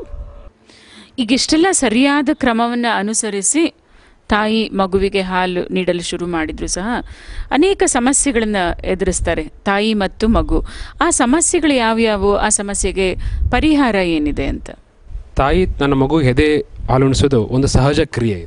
ಇದು ಯಾವುದೇ ಒಂದು ಪ್ರೆಷರಿಂದ ಆಗಿ ಮಾಡೋದಾಗಲಿ, ಯಾವುದೇ ಒಂದು ಒತ್ತಡಕ್ಕೆ ಒಳಗಾಗಿ ಮಾಡೋದಾಗಲಿ ಕ್ರಿಯೆ ಅಲ್ಲ ಇದು. ನಾವು ತಾಯಿಲಿಂದ ನೋಡುವ ಮೊಟ್ಟ ಮೊದಲ ಪ್ರಾಬ್ಲಮ್ ಏನಂದರೆ, ಮಗು ಹುಟ್ಟಿದ ಒಂದು 3-4 ದಿವಸದಲ್ಲಿ ಬ್ರೆಸ್ಟ್ ಎಂಗೇಜ್ಮೆಂಟ್ ಅಂತ ಹೇಳ್ತೀವಿ. ಅಂದರೆ ಯಾಕೆ ಬರುತ್ತೆ ಇದು ಅಂದರೆ, ತಾಯಿ ತನ್ನ ಮಗುವಿಗೆ ಸರಿಯಾಗಿ ಹಾಲು ಕೊಡಿಸ್ಲಿಲ್ಲ, ತಪ್ಪಾದ ರೀತಿಯಲ್ಲಿ ವಿಧಾನದಲ್ಲಿ ಹಾಲನ್ನು ಕುಡಿಸಿದ್ರೆ ಈ ಬ್ರೆಸ್ಟ್ ಎಂಗೇಜ್ಮೆಂಟ್ ಆಗುತ್ತೆ. ಅಂದರೆ ಎದೆ ಭಾರ ಆಗುವುದು, ಎದೆ ನೋವು ಆಗುವುದು ಮತ್ತು ತಾಯಿಗೆ ಸ್ವಲ್ಪ ಜ್ವರ ಎಲ್ಲ ಬರೋದು, ಈ ಥರ ಬರೋ ಶುರು ಆಗುತ್ತೆ. ಇದರಿಂದ ನಾವು ಇದನ್ನ ಅವಾಯ್ಡ್, ಅಂದರೆ ಹೆಂಗೆ ನಾವು ಇದಕ್ಕೆ ತರಿಬಹುದು ಅಂತ ಹೇಳಿದ್ರೆ, ತಾಯಿಗೆ ಮಗುನ ಹಾಕುವಾಗ ಸರಿಯಾದ ವಿಧಾನ, ನಮ್ಮ ಡಾಕ್ಟರ್ ನವೀನ್ ಯಾವಾಗ ಹೇಳಿದಂಗೆ ಸರಿಯಾದ ವಿಧಾನದಲ್ಲಿ ಲ್ಯಾಚಿಂಗ್ ಬಂದರೆ ಮಗುನ ಕರೆಕ್ಟಾಗಿ ಏರಿಯಾಲೆಲ್ಲ ಒಳಗೆ ಇಟ್ಕೊಂಡು ಮಗು ಕರೆಕ್ಟಾಗಿ ಹಾಲು ಕುಡಿದ್ರೆ ಈ ಥರ ಆಗೋದಿಲ್ಲ. ಆಮೇಲೆ ಇನ್ನೊಂದೇನೆಂದರೆ, ತಾಯಿ ಎದೆ ಹಾಲು ನಾವು ಹೇಳಿದ್ವಿ ಆಗಲೇ 2 ಗಂಟೆಗೆ ಒಂದ್ಸಲ ಆದರೂ ಕುಡಿಸ್ಬೇಕು ಅಂತ. ಈ ಥರ 2 ಗಂಟೆ ಒಂದ್ಸಲ ಕರೆಕ್ಟಾಗಿ ಮಗು ಹಾಲು ಕುಡಿಸಿದ್ರೆ ಈ ಥರ ಹಾಲು ಯಾವತ್ತೂ ಬೆಸ್ಟ್ ಎಂಗೇಜ್ಮೆಂಟ್ ಆಗೋದಿಲ್ಲ. ಇನ್ನೊಂದೇನೆಂದರೆ, ರಾತ್ರಿ ಹೊತ್ತು ಮಗು ಮಲಗಿದೆ ಅಂದ್ಬಿಟ್ಟು ತಾಯಿ ತನ್ನ ಮಗು ಹಾಲು ಕೊಡದೆ ಬಿಡೋದು, 4-5 ಗಂಟೆ ಮಗು ಹಾಲು ಕೊಡದೆ ಹಂಗೆ ಮಲ್ಕೊಳ್ಳೋದು, ಈ ಥರ ಆಗೋದ್ರಿಂದ ಏನಾಗುತ್ತೆ, ಮಿಸ್ಡ್ ಫೀಡ್ ಅಂತ ಹೇಳ್ತೀವಿ ನಾವು. ಒಂದು ಮಗು ಹಾಲು ಕುಡಿಸೋದನ್ನ ಮಿಸ್ಡ್ ಮಾಡಿದ್ವು ಅಂದರೆ ಈ ಥರ ಸಮಸ್ಯೆಗಳು ಬರುತ್ತೆ. ಅವಾಗ ಏನಾಗುತ್ತೆ, ಹಾಲು ಬರ್ತಾ ಇರುತ್ತೆ ಬಟ್ ಹಾಲು ಕಟ್ಕೊಂಡಿರುತ್ತೆ ಅವರಿಗೆ. ಆ ಹಾಲು ಕಟ್ಕೊಂಡಿರೋದನ್ನ ಅವರು ಸರಿಯಾಗಿ ಮಗು ಹಾಲು ಸರಿಯಾದ ರೀತಿ ವಿಧಾನದಲ್ಲಿ ಕುಡಿಸಲಿಲ್ಲ ಅಂದರೆ ಈ ಥರ ಬ್ರೆಸ್ಟ್ ಎಂಗೇಜ್ಮೆಂಟ್ ಅಂತ ಪ್ರಾಬ್ಲಮ್ ಬರುತ್ತೆ. ಇನ್ನೊಂದು ಸಮಸ್ಯೆ ನಾವು ನೋಡ್ತಾ ಇರ್ಬೋದು, ಒಂದು ಕ್ರ್ಯಾಕ್ ನಿಂಪಲ್ಸ್ ಅಂತ ಹೇಳ್ತೀವಿ. ಅಂದರೆ ಮಗು ತಾಯಿ ಎದೆ ತೊಟ್ಟಲ್ಲಿ ಬಿರುಕು ಬಿಡ್ಬೋದು. ಇದು ಏನಕ್ಕೆ ಬರುತ್ತೆ ಅಂದರೆ, ಮತ್ತು ಅದೇ ಸೇಮ್ ಡಾಕ್ಟರ್ ಹೇಳಿದಂಗೆ ಸರಿಯಾಗಿ ಮಗು ಎದೆ ಹಾಲು ಸರಿಯಾಗಿ ಕುಡಿಸ್ಲಿಲ್ಲ ಅಂದರೆ, ಮಗು ಬರೀ ತೊಟ್ಟನ್ನು ಮಾತ್ರ ಬಾಯಲ್ಲಿ ಇಟ್ಕೊಂಡು ಹಾಲು ಜಗ್ಗಕ್ಕೆ ಶುರು ಮಾಡಿದ್ರೆ ಮಗುವಿನ ದವಡೆಗಳು ಒಸರುಗಳು ಅವರ ಎದೆ ತೊಟ್ಟಿಗೆ ಕಚ್ತಾ ಹೋಗ್ತಾ ಹೋಗ್ತವೆ. ಸೊ ಇದರಿಂದಾಗಿ ತಾಯಿಗೆ ಈ ಕ್ರ್ಯಾಕ್ ನಿಂಪಲ್ಸ್ ಅಂತ ಬರ್ತಾ ಹೋಗುತ್ತೆ. ಅದರಿಂದ ಇದು ಕೂಡ ಯಾವುದೇ ರೀತಿಯ ಇದು ತಾಯಿ ಮತ್ತು ಎದೆ ಹಾಲು ಕುಡಿಸೋಕ್ಕೆ ಇದು ಬಿಡಿಸುವಂಥ ಪ್ರಯತ್ನ ಮಾಡಬಾರ್ದು. ಕ್ರ್ಯಾಕ್ ನಿಂಪಲ್ ಆದರೂ ಕೂಡ ಅದನ್ನು ಮಗು ಹಾಲು ಕುಡಿಸೋಕ್ಕೆ ವಿಧಾನವನ್ನು ಕಂಟಿನ್ಯೂ ಮಾಡಬೇಕು. ಇದಕ್ಕೇನು ಟ್ರೀಟ್ಮೆಂಟ್ ಅಂತಂದರೆ, ತಾಯಿ ಮತ್ತು ಎದೆ ಹಾಲು ಕುಡಿಸ್ಬೇಕಾದ್ರೆ ಕುಡಿಸುವ ಮೊದಲು ಮತ್ತು ಕುಡಿಸುವ ನಂತರ ತಾಯಿ ತನ್ನ ತೊಟ್ಟನ್ನು ಒಂದು ಒಳ್ಳೆ ಬಟ್ಟೆಯಿಂದ ತೊಳ್ಕೊಂಡು ಸರಿಯಾದ ವಿಧಾನದಲ್ಲಿ ತಾಯಿ ಎದೆ ಹಾಲು ಕುಡಿಸೋ ಒಂದು ಪ್ರಯತ್ನವನ್ನು ಮಾಡಬೇಕು. ಆಮೇಲೆ ಇದಕ್ಕೆ ಒಂದು ಆಯಿಂಟ್ಮೆಂಟ್ ಅಂತ ಅಥವಾ ಪೌಡ್ರ್ ಹಾಕಬೇಕಾ ಅಂತ ಒಂದು ತುಂಬ ನಮ್ಮ ರೋಗಿಗಳು ಬಂದು ಕೇಳ್ತಿರ್ತಾರೆ. ಇದರಲ್ಲಿ ಯಾವುದೇ ನೆಸೆಸರಿ ಇರೋದಿಲ್ಲ. ಆಯಿಂಟ್ಮೆಂಟು ಏನು ಬೇಡ. ತಾಯಿ ತನ್ನ ಎದೆ ಹಾಲಿನ ಮಗು ಕುಡಿಸುವ ಮೊದಲು 1-2 ಹನಿನ ತನ್ನ ಕೈಯಲ್ಲಿ ಹಾಕ್ಕೊಂಡು ಆ ಕ್ರ್ಯಾಕ್ ನಿಂಪಲ್ಸ್ಗೆ ಹಚ್ಕೊಂಡ್ರೆ ಸಾಕು. ಅದೇ ಈ ತಾಯಿ ಎದೆಯಲ್ಲಿ ಹೀಲಿಂಗ್ ಒಂದು ಕೆಪಾಸಿಟಿ ಇರುತ್ತೆ. ಅಂದರೆ ಒಂದು ರೋಗ ನಿರೋಧಕ ಶಕ್ತಿ ಇರೋದ್ರಿಂದ ಆ ತಾಯಿ ಕ್ರ್ಯಾಕ್ ನಿಂಪಲ್ಸ್ಗೆ ಹಚ್ಕೊಂಡ್ರೆ ಸಾಕು, ಅದು ಕೂಡ ತಾನೇ ಅದು ವಾಸಿ ಆಗುತ್ತೆ ಹೋಗುತ್ತೆ. ಹಾಗಂತ ಹೇಳ್ಬಿಟ್ಟು ಕ್ರ್ಯಾಕ್ ನಿಂಪಲ್ಸ್ ಆಗಿದೆ, ನನಗೆ ಹಾಲು ಉಣಿಸ್ಕಾಗ್ತಾಯಿಲ್ಲ, ನನ್ನ ಎದೆ ತೊಟ್ಟು ತುಂಬ ಹುರಿಯುತ್ತಾ ಇದೆ, ನಾನು ಹಾಲು ಕೊಡಿಸಲ್ಲ ಅಂತ ಮಾಡಿದರೆ ಇನ್ನೂ ಜಾಸ್ತಿ ಆಗುತ್ತೆ ಹೊರತು ಅದು ಕಮ್ಮಿ ಆಗೋದಿಲ್ಲ. ಸೊ ತಾಯಿ ಕರೆಕ್ಟಾಗಿ ಅವಳು ತನ್ನ ಸರಿಯಾದ ವಿಧಾನದಲ್ಲಿ ಹಾಲು ಕುಡಿಸ್ತಾ ಹೋದರೆ ಇದು ಕಮ್ಮಿ ಆಗ್ತಾ ಹೋಗುತ್ತೆ. ಇನ್ನೊಂದು ಸಮಸ್ಯೆ ಬರೋದೇನೆಂದರೆ ಮ್ಯಾಸ್ಟೈಟಿಸ್ ಅಂತ ಹೇಳ್ತೀವಿ. ಅಂದರೆ ಈ ಥರ ಮಗುವಿಗೆ ಸರಿಯಾಗಿ ರೀತಿಯಲ್ಲಿ ಹಾಲು ಕುಡಿಸ್ಲೇ ಇಲ್ಲ, ಆವಾಗ ಎದೆ ಕಟ್ಕೊಳ್ಳೋದು, ಎದೆ ಹಾಲು ಒಳಗೆ ಕಟ್ಕೊಂಡ್ಬಿಟ್ಟು ಗಟ್ಟಿ ಆಗಿ ತಾಯಿಗೆ ತುಂಬ ಜ್ವರ ಎಲ್ಲ ಬಂದು ಇದಾಗಿ ಇನ್ಫೆಕ್ಷನ್ ಆಗುತ್ತೆ. ಆವಾಗ ಈ ಇನ್ಫೆಕ್ಷನ್ನು ತಾಯಿಯಿಂದ ಬಂದಿರ್ಬೋದು ಅಥವಾ ಮಗು ಬಾಯಿಂದನೂ ಕೂಡ ಬಂದಿರುತ್ತೆ. ಈ ಥರ ಮ್ಯಾಸ್ಟೈಟಿಸ್ ಆಗಿ ತುಂಬ ಅಂದರೆ ಎದೆಯೆಲ್ಲ ತುಂಬ ಉರಿತ ಆಗಿ ಕಟ್ಕೊಂಡಲ್ಲಾದಾಗೆ ಅವಾಗ ನಮಗೆ ವೈದ್ಯರಿಗೆ ಬಂದು ತೋರಿಸ್ಬೇಕಾಗತ್ತೆ ಅವರು. ಅದಕ್ಕೆ ನಾವು ಏನು ಮಾಡ್ತೀವಿ, ಯೂಶ್ವಲಿ ನಾವು ಅದಕ್ಕೆ ಏನು ಟ್ರೀಟ್ಮೆಂಟ್ ಹೇಳ್ತೀವಿ ಅಂದರೆ, ಸರಿಯಾದ ರೀತಿಯಲ್ಲಿ ಹಾಲು ಕುಡಿಸೋದು, ಜೊತೆಗೆ ಅವ್ರಿಗೆ ನಾವು ಆ್ಯಂಟಿಬಯೋಟಿಕ್ಸ್ ಅಂತ ಸ್ಟಾರ್ಟ್ ಮಾಡಬೇಕಾಗತ್ತೆ ಒಂದು. ಆಮೇಲೆ ಮಗು ಎದೆಗೆ ಹಾಲು ಜಾಸ್ತಿ ಆಗಿದ್ರೆ ಹಾಲನ್ನ ಹೊರ ತೆಗಿಬೇಕಾಗತ್ತೆ, ಅವರು ಎಕ್ಸ್ಪ್ರೆಸ್ ಮಿಲ್ಕ್ ಅಂತ ಹೇಳ್ತೀವಿ ಒಂದು. ಆಮೇಲೆ ಬಿಸಿಯಾದ ನೀರನ್ನ ಸ್ವಲ್ಪ ಕಾವು ಕೊಟ್ಕೋಬೇಕು, ಹಾರ್ಟ್ ಫರ್ಮೆಂಟೇಷನ್ ಅಂತ ಹೇಳ್ತೀವಿ. ಇಷ್ಟು ಟ್ರೀಟ್ಮೆಂಟ್ ಕೊಟ್ಟರೆ ಯೂಶ್ವಲಿ ಅದಕ್ಕೆ ಸರಿ ಹೋಗುತ್ತೆ. ಆದರೆ ಯಾವತ್ತೂ ಕೂಡ ಇದಾದರೂ ಕೂಡ ನಾವು ತಾಯಿ ಎದೆ ಹಾಲನ್ನ ಬಿಡಿಸುವ ವಿಧಾನಗಳು ಮಾತ್ರ ಮಾಡೋದು ಬೇಡ. ಮಕ್ಕಳಲ್ಲಿ ಕಾಣುವ ಸಮಸ್ಯೆಗಳು ಅಂದರೆ ನಿಪ್ಪಲ್ ಕನ್ಫ್ಯೂಷನ್ ಅಂತ ಒಂದು ಆಗೋ ಸಾಧ್ಯತೆ ಇರುತ್ತೆ. ಕೆಲವು ತಾಯಂದಿರು ಬಾಟ್ಲು ಮತ್ತು ನಿಪ್ಪಲ್ ಕೊಡೋದು, ಇದು ಖಂಡಖಂಡಿತವಾಗಿ ಯಾವತ್ತೂ ಕೊಡಬಾರ್ದು. ಬಾಟ್ಲು ಮತ್ತು ನಿಪ್ಪಲನ್ನು ಯಾವತ್ತೂ ಉಪಯೋಗಿಸ್ಬಾರ್ದು. ಇನ್ನೊಂದು ಬಾರಿ ಕಪ್ಪು ಚಮಚದಲ್ಲಿ ಕೊಡೋದು, ಇದೆಲ್ಲ ಏನು ಮಾಡುತ್ತೆ, ಆಮೇಲೆ ಎದೆ ಹಾಲನ್ನು ಉಣ್ಸೋಕ್ಕೆ ಹೋಗೋದು, ಇದೆಲ್ಲ ಮಾಡೋದ್ರಿಂದ ಸ್ವಲ್ಪ ನಿಪ್ಪಲ್ ಕನ್ಫ್ಯೂಷನ್ ಆಗೋ ಸಾಧ್ಯತೆ ಇರುತ್ತೆ. ಅಂದರೆ ಯಾವುದನ್ನು ಕಚ್ಚಬೇಕು, ಯಾವುದನ್ನು ಜಗ್ಬೇಕು, ಯಾವುದನ್ನು ಕುಡಿಬೇಕು ಅನ್ನೋದು ಪರಿಜ್ಞಾನವನ್ನು ಕೂಸು ಕಳ್ಕೊಂಬಿಡುತ್ತೆ. ಇದಕ್ಕೆ ನಾವು ನಮ್ಮ ವಿಜ್ಞಾನದಲ್ಲಿ ನಿಪ್ಪಲ್ ಕನ್ಫ್ಯೂಷನ್ ಅಂತ ಹೇಳ್ತೀವಿ. ಅದಷ್ಟೇ ಅಲ್ಲದೆ ಪ್ರೀಮೆಚ್ಯೂರ್ ಬೇಬಿ ಅಥವಾ ಲೋ ಬರ್ತ್ ವೇಟ್ ಬೇಬಿ, ಅಂದರೆ ಹುಟ್ಟಿದ ತೂಕ ಸಾಮಾನ್ಯವಾಗಿ 2.5 kg ಇಂದ 3.5 kg ಇರಬೇಕು ಅಂತ ಹೇಳ್ತೀವಿ. ಹುಟ್ಟಿದ ಕೂಸು ಏನಾರ 2 kg ಒಳಗಿದ್ದರೆ ಅದು ತೊಟ್ಟನ್ನು ಕಚ್ಚಲು ಬಹಳ ಸಮಸ್ಯೆ ಆಗುತ್ತೆ. ಕಚ್ಚಿದರೂ ಕೂಡ ಅದು ಜಗ್ಗ ಶಕ್ತಿ ಇರಲ್ಲ. ಅಂಥ ಮಕ್ಕಳಲ್ಲಿ ಸ್ವಲ್ಪ ಸಮಸ್ಯೆ, ಎದೆ ಹಾಲು ಕಚ್ಚೋದ್ರಲ್ಲಿ, ಎದೆ ಹಾಲು ಉಣ್ಣೋದ್ರಲ್ಲಿ ಸ್ವಲ್ಪ ಸಮಸ್ಯೆ ಇದ್ದೇ ಇರುತ್ತೆ ಮೇಡಮ್. ಅದಷ್ಟೇ ಅಲ್ಲದೆ ಅನಾಟಮಿಕಲ್ ಪ್ರಾಬ್ಲಮ್ಸ್, ಕೆಲವು ಸತಿ ಕೂಸಿಗೆ ಏನಾದರೂ ಕ್ಲೆಫ್ಟ್ ಲಿಪ್ ಅಂದರೆ ತುಟಿ ಹರಿದಿದ್ರೆ, ಕ್ಲೆಫ್ಟ್ ಪ್ಯಾಲೆಟ್ ಅಂದರೆ ದೌಡೆ ಏನಾರ ಹರಿದಿದ್ರೆ, ಅಂದರೆ ದೇವರೇ ಆ ಥರ ಸೃಷ್ಟಿ ಮಾಡಿದರೆ ಕೂಡ ಎದೆಯನ್ನು ಕಚ್ಚಲು, ಎದೆ ಹಾಲನ್ನು ಉಣ್ಣಲು ಸಮಸ್ಯೆ ಆಗ್ತದೆ ಮೇಡಮ್. ಈಗ ಡಾಕ್ಟರ್ ನವೀನ್, ತಾಯಿಗೆ ತಾನು ಉತ್ಪತ್ತಿ ಮಾಡುತ್ತಿರುವಂತಹ ಹಾಲು ತನ್ನ ಮಗುವಿಗೆ ಸಾಕಾಗುತ್ತಾ ಅನ್ನೋ ಸಂಶಯ ಇದ್ದೇ ಇರುತ್ತೆ. ಸೊ ಯಾವ್ಯಾವ ಅಂಶಗಳನ್ನು ನೀವು ಹೇಳ್ತೀರಾ, ಹೌದು ಈ ಮಗುಗೆ ತಾಯಿ ಉತ್ಪತ್ತಿ ಮಾಡ್ತಿರುವ ಹಾಲು ಸಾಕಾಗುತ್ತೆ ಅನ್ನೋಕ್ಕೆ? ಇದೊಂದು ಭಾಳ ಒಳ್ಳೆಯ ಪ್ರಶ್ನೆ. ಇದು ಎಲ್ಲ ತಾಯಂದಿರು ಕೇಳ್ತಾರೆ. ಒಂದು, ತಾಯಿ ಹಾಲನ್ನು ಉಣಿಸಿದ ಮೇಲೆ ಕೂಸಿಗೆ ಒಂದು ದಿವಸಕ್ಕೆ 6ರಿಂದ 8 ಸತಿ ಮೂತ್ರ ಆದರೆ ತಾಯಿ ಹಾಲು ಸಫಿಷಿಯೆಂಟ್ ಆಗ್ತದೆ ಅಂತ ಹೇಳ್ತೀವಿ, ಒಂದು ಪಾಯಿಂಟ್. ಅದಷ್ಟೇ ಅಲ್ಲದೆ ಒಂದು ದಿನಕ್ಕೆ ಟರ್ಮ್ ಬೇಬಿ ಆದರೆ 30 ಗ್ರಾಮ್ ವೆಯ್ಟ್ ಜಾಸ್ತಿ ಆದರೆ ಅದು ತಾಯಿ ಹಾಲು ಸಫಿಷಿಯೆಂಟ್ ಆಗ್ತದೆ. ಅಥವಾ ತಾಯಿ ಹಾಲು ಕುಡಿದ ನಂತರ ಕೂಸು ಆಟಾಡಿದರೆ, ತಾಯಿ ಹಾಲು ಕುಡಿದ ನಂತರ ಅಟ್ಲೀಸ್ಟ್ ಕೂಸು 2ರಿಂದ 3 ತಾಸು ನಿದ್ದೆ ಮಾಡಿದರೆ ತಾಯಿ ಹಾಲು ಸಫಿಷಿಯೆಂಟ್ ಆಗ್ತದೆ ಅಂತ ನಾವು ಹೇಳ್ತೀವಿ ಮೇಡಮ್. ಡಾಕ್ಟರ್ ವಿಜಯ್ ಕುಮಾರ್, ಬಹಳಷ್ಟು ತಾಯಂದಿರು ನಂಗೆ ಗೊತ್ತು ನಿಮಗೆ ಪ್ರಶ್ನೆ ಕೇಳ್ತಾ ಇರ್ತಾರೆ ಅನಿಸುತ್ತೆ, ಹಾಲು ತುಂಬ ಉತ್ಪತ್ತಿ ಆಗಬೇಕು, ಅದಕ್ಕಾಗಿ ಏನಾದರೂ ಔಷಧಿ ಕೊಡ್ರಿ, ಗುಳಿಗೆ ಕೊಡ್ರಿ ಅಂತ. ಸೊ ಹಾಲು ಉತ್ಪತ್ತಿ ಮಾಡುವಂತಹ ಯಾವ ಕ್ರಮನ ನಮ್ಮ ತಾಯಂದಿರು ಅನುಸರಿಸಬೇಕು? ಮೊದಲೇ ತಿಳಿಸಿದ ಹಾಗೆ ತಾಯಿಗೆ ಎದೆ ಹಾಲು ಬರೋದು ಒಂದು ಸಹಜ ಕ್ರಿಯೆ. ಇದು ನಾವು ತುಂಬ ಚೆನ್ನಾಗಿ ಅರ್ಥ ಮಾಡ್ಕೋಬೇಕು. ತಾಯಿ ಮಗು ಹೇಗೆ ಬೆಳೀತಾ ಹೋಗುತ್ತೆ ಅದೇ ರೀತಿಯಾಗಿ ತಾಯಿ ಎದೆ ಹಾಲು ಬರ್ತಾ ಹೋಗುತ್ತೆ. ಮಗು ಬೆಳೀತದಂಗೆ ಮಗು ಎಷ್ಟು ಕೆಪಾಸಿಟಿ ಬೇಕೋ, ಅದು ಗ್ರೋತಿಗೆ ಎಷ್ಟು, ಅದ್ರ ಡೆವಲಪ್ಮೆಂಟಿಗೆ ಎಷ್ಟು ಬೇಕೋ ಅಷ್ಟೇ ಹಾಲು ಬರ್ತಾ ಇರುತ್ತೆ, ಅದಕ್ಕಿಂತ ಜಾಸ್ತಿ ಹಾಲು ಬರ್ತಾ ಇರೋದಿಲ್ಲ.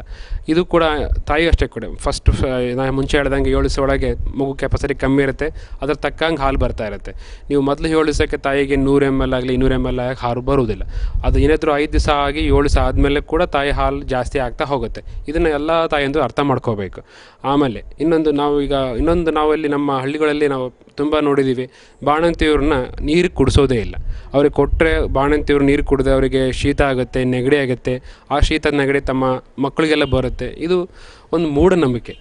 ನಾವೇನು ಅಂದರೆ ತಾಯಿಗೆ ಚೆನ್ನಾಗಿ ನೀರು ಕುಡಿಸಿದ್ರೆ ಅವರಿಗೆ ಹಾಲು ಬರಲಿಕ್ಕೆ ಸಾಧ್ಯ. ಹಾಲಲ್ಲೂ ಕೂಡ ನೀರಿನ ಅಂಶ ಇರುತ್ತೆ. ಸೊ ಚಾಯ್ಗಳಿಗೆ ಚೆನ್ನಾಗಿ ಕಾದಾರಿಸಿದ ನೀರಾಗಲಿ ಒಳ್ಳೆ ನೀರು, ಶುದ್ಧ ನೀರು ಕೊಟ್ಟರೆ ಅವರಿಗೆ ಡಿಹೈಡ್ರೇಷನ್ ಆಗೋದಿಲ್ಲ. ಈ ಡಿಹೈಡ್ರೇಷನಿಂದ ತಾಯಿಗೆ ಎದೆನೋವು ಬರೋದಾಗಲಿ, ತಲೆನೋವು ಬರೋದಾಗಲಿ, ಆಮೇಲೆ ಅವರಿಗೆ ನಾವು ಹೇಳ್ತೀವಿ ರಕ್ತ ಹೆಪ್ಪುಗಟ್ಟುವುದಾಗಲಿ, ಇವು ಯಾವ ಸಮಸ್ಯೆಯೂ ಬರೋದಿಲ್ಲ. ಸೊ ಮೊದಲಿಗೆ ತಾಯಿಗೆ ಒಳ್ಳೆ ಶುದ್ಧ ನೀರನ್ನು ತುಂಬ ಕುಡಿಸ್ಬೇಕು. ಆಮೇಲೆ ಅವರ ಊಟದಲ್ಲಿ ತರಕಾರಿಗಳು, ಕಾಯಿಪಲ್ಯಗಳು ಇವು ಅತ್ಯಂತ ಶಕ್ತಿ ಕೊಡುವಂಥವ ಒಂದು ವಸ್ತುಗಳು. ಇವನ್ನ ಚೆನ್ನಾಗಿ ಬಳಸ್ಕೋಬೇಕು ಅವರು. ಆಮೇಲೆ ನಮ್ಮ ಹಳ್ಳಿಗಳಲ್ಲಿ ಕೊಡ್ತಕ್ಕಂಥ ಕೊಬ್ಬರಿ, ಉತ್ತತ್ತಿ, ಶುಂಠಿ, ಬೆಳ್ಳುಳ್ಳಿ ಇವೆಲ್ಲವೂ ಕೂಡ ಈ ತಾಯಿ ಎದೆ ಹಾಲಿಗೆ ಅತ್ಯವಶ್ಯಕವಾಗಿ ಜಾಸ್ತಿ ಮಾಡುವಂಥ ಒಂದು ಸಹಜವಾಗಿ ಸಿಗುವಂಥ ನಮ್ಮ ನಮ್ಮಲ್ಲೇ ದೊರಕುವಂಥ ಒಂದು ವಸ್ತುಗಳು. ಇದರಿಂದಾಗಿ ತಾಯಿಗೆ ಯಾವುದೇ ಆದ ಹಾಲೆತ್ತು ಉತ್ಪಾದಿಸೋಕ್ಕೆ ಯಾವುದೇ ಒಂದು ಮೆಡಿಸಿನ್ ಆಗಲಿ, ಯಾವುದೇ ಒಂದು ಡ್ರಗ್ಸ್ ಆಗಲಿ ಅವಶ್ಯಕತೆ ಇರುವುದಿಲ್ಲ. ಇವನ್ ಕೂಡ ನಾವು ಎಷ್ಟೊಂದು ಕಂಪ್ನಿಗಳು ನಮ್ಮಲ್ಲಿ ನಾವು ತಾಯಿ ಎದೆ ಹಾಲು ಉತ್ಪಾದನೆ ಮಾಡಲಿಕ್ಕೆ ಅಂತ ಒಂದು ಪೌಡ್ರುಗಳು, ಈ ಡ್ರಗ್ಸ್ ಎಲ್ಲ ಬರ್ತಾ ಇದ್ದಾವೆ. ಬಟ್ ಅದರಿಂದಕ್ಕಿಂತ ಯಾವುದೇ ಆದ ಒಂದು ಉಪಯೋಗ ಆಗುವುದಿಲ್ಲ. ಇದೊಂದು ಸಹಜ ಕ್ರಿಯೆಯನ್ನು ಅರ್ಥ ಮಾಡಿಕೊಂಡ್ರೆ ನಮ್ಮ ತಾಯಂದಿರು ಇದರಲ್ಲಿ ಅವರಿಗೆ ಯಾವುದೇ ಈ ಥರ ಒಂದು ಭಾವನೆ ಬರುವುದಿಲ್ಲ. ವೀಕ್ಷಕರೇ, ಉದಾರೀಕರಣ ಹಾಗೂ ಜಾಗತೀಕರಣದಿಂದ ನಮ್ಮ ನಿತ್ಯ ಜೀವನ ಶೈಲಿಯೇ ಬದಲಾವಣೆ ಆಗ್ತಾ ಇದೆ. ಕೆಲವು ಮಹಿಳೆಯರು ಸೌಂದರ್ಯ ಪ್ರಜ್ಞೆಯಿಂದ ಹಾಗೂ ಅನೇಕ ಮಹಿಳೆಯರು ಉದ್ಯೋಗಸ್ಥರಾಗಿರೋದ್ರಿಂದ ಮಗುವಿಗೆ ಸ್ತನ್ಯಪಾನ ಮಾಡ್ತಾ ಇಲ್ಲ ಅಥವಾ ಮಗುವನ್ನು ಸ್ತನ್ಯಪಾನದಿಂದ ದೂರ ಇಡ್ತಾ ಇದ್ದಾರೆ. ಸೊ ಈ ಒಂದು ಕಾರ್ಯಕ್ರಮದಲ್ಲಿ ನಮ್ಮ ಜೊತೆ ಇದ್ದು ಡಾಕ್ಟರ್ ನವೀನ್ ನಾಡಿಗ್ ಹಾಗೂ ಡಾಕ್ಟರ್ ವಿಜಯ್ ಕುಮಾರ್ ಅವರು ಸವಿಸ್ತಾರವಾಗಿ ಸ್ತನ್ಯಪಾನದ ಬಗ್ಗೆ ಮಹತ್ವ ತುಂಬ ಚೆನ್ನಾಗಿ ತಿಳಿಸ್ಕೊಟ್ಟಿದ್ದಾರೆ. ನಾನು ಅವರಿಬ್ಬರಿಗೂ ನಮ್ಮ ಧನ್ವಂತರಿ ಕಾರ್ಯಕ್ರಮದ ಪರವಾಗಿ ಹೃತ್ಪೂರ್ವಕವಾದ ಧನ್ಯವಾದಗಳನ್ನ ಹೇಳ್ತೇನೆ. ಎಲ್ಲ ತಾಯಿಯಂದಿರು ತಮ್ಮ ಮಕ್ಕಳಿಗೆ ಎದೆ ಹಾಲು ಕೊಡಿಸೋದ್ರಿಂದ ಅವರ ಮಕ್ಕಳಿಗೆ ಒಂದು ಸದೃಢವಾದ ಒಂದು ಶಕ್ತಿಯನ್ನು, ಸಹಜ ರೋಗನಿರೋಧಕ ಶಕ್ತಿಯನ್ನು ಕೊಡ್ಬೋದು. ಇದರಿಂದ ಎಷ್ಟೋ ಮಕ್ಕಳು 6 ತಿಂಗಳ ಒಳಗೆ ಸಾವನ್ನಪ್ಪುವ ಒಂದು ಅಂಶ ಕೂಡ ಕಮ್ಮಿ ಆಗ್ತಾ ಹೋಗುತ್ತೆ. ನಮ್ಮ ಭಾರತ ಅಂತ ದೇಶದಲ್ಲಿ ತಾಯಿ ಎದೆ ಹಾಲು ಒಂದು ಎಷ್ಟು ಅವಶ್ಯಕ ಅಂದರೆ ತುಂಬ ಅತ್ಯಂತ ಅವಶ್ಯಕ. ಯಾಕಂದರೆ ನಾನು ಮೊದಲೇ ಹೇಳ್ತೀನಿ, ತಾಯಿ ಎದೆ ಹಾಲು ಎಲ್ಲ ಮಕ್ಕಳಿಗೂ ತಮ್ಮ ಪಕ್ಕದಲ್ಲಿ ತಿರುಗಿದ್ರೆ ಸಾಕು ಸಿಗುವಂಥ ಒಂದು ರೋಗನಿರೋಧಕ ಶಕ್ತಿ. ಇದು ಫ್ರೀಲಿ ಅವೈಲೇಬಲ್ ಅಂತ ಹೇಳ್ತೀವಿ ನಾವು. ಇದನ್ನು ಯಾವತ್ತೂ ಅರ್ಥ ಮಾಡ್ಕೋಬೇಕು ಎಲ್ಲ ತಾಯಿಯಂದರು. ಇದು ಕುಣಿಸೋದ್ರಿಂದ ತಮ್ಮ ಮಕ್ಕಳಿಗೆ ಒಂದು ಉತ್ತಮವಾದ ಭವಿಷ್ಯವನ್ನು ಕೂಡ ಕಲಿಸಲಿಕ್ಕೆ ಸಾಧ್ಯವಾಗುತ್ತದೆ.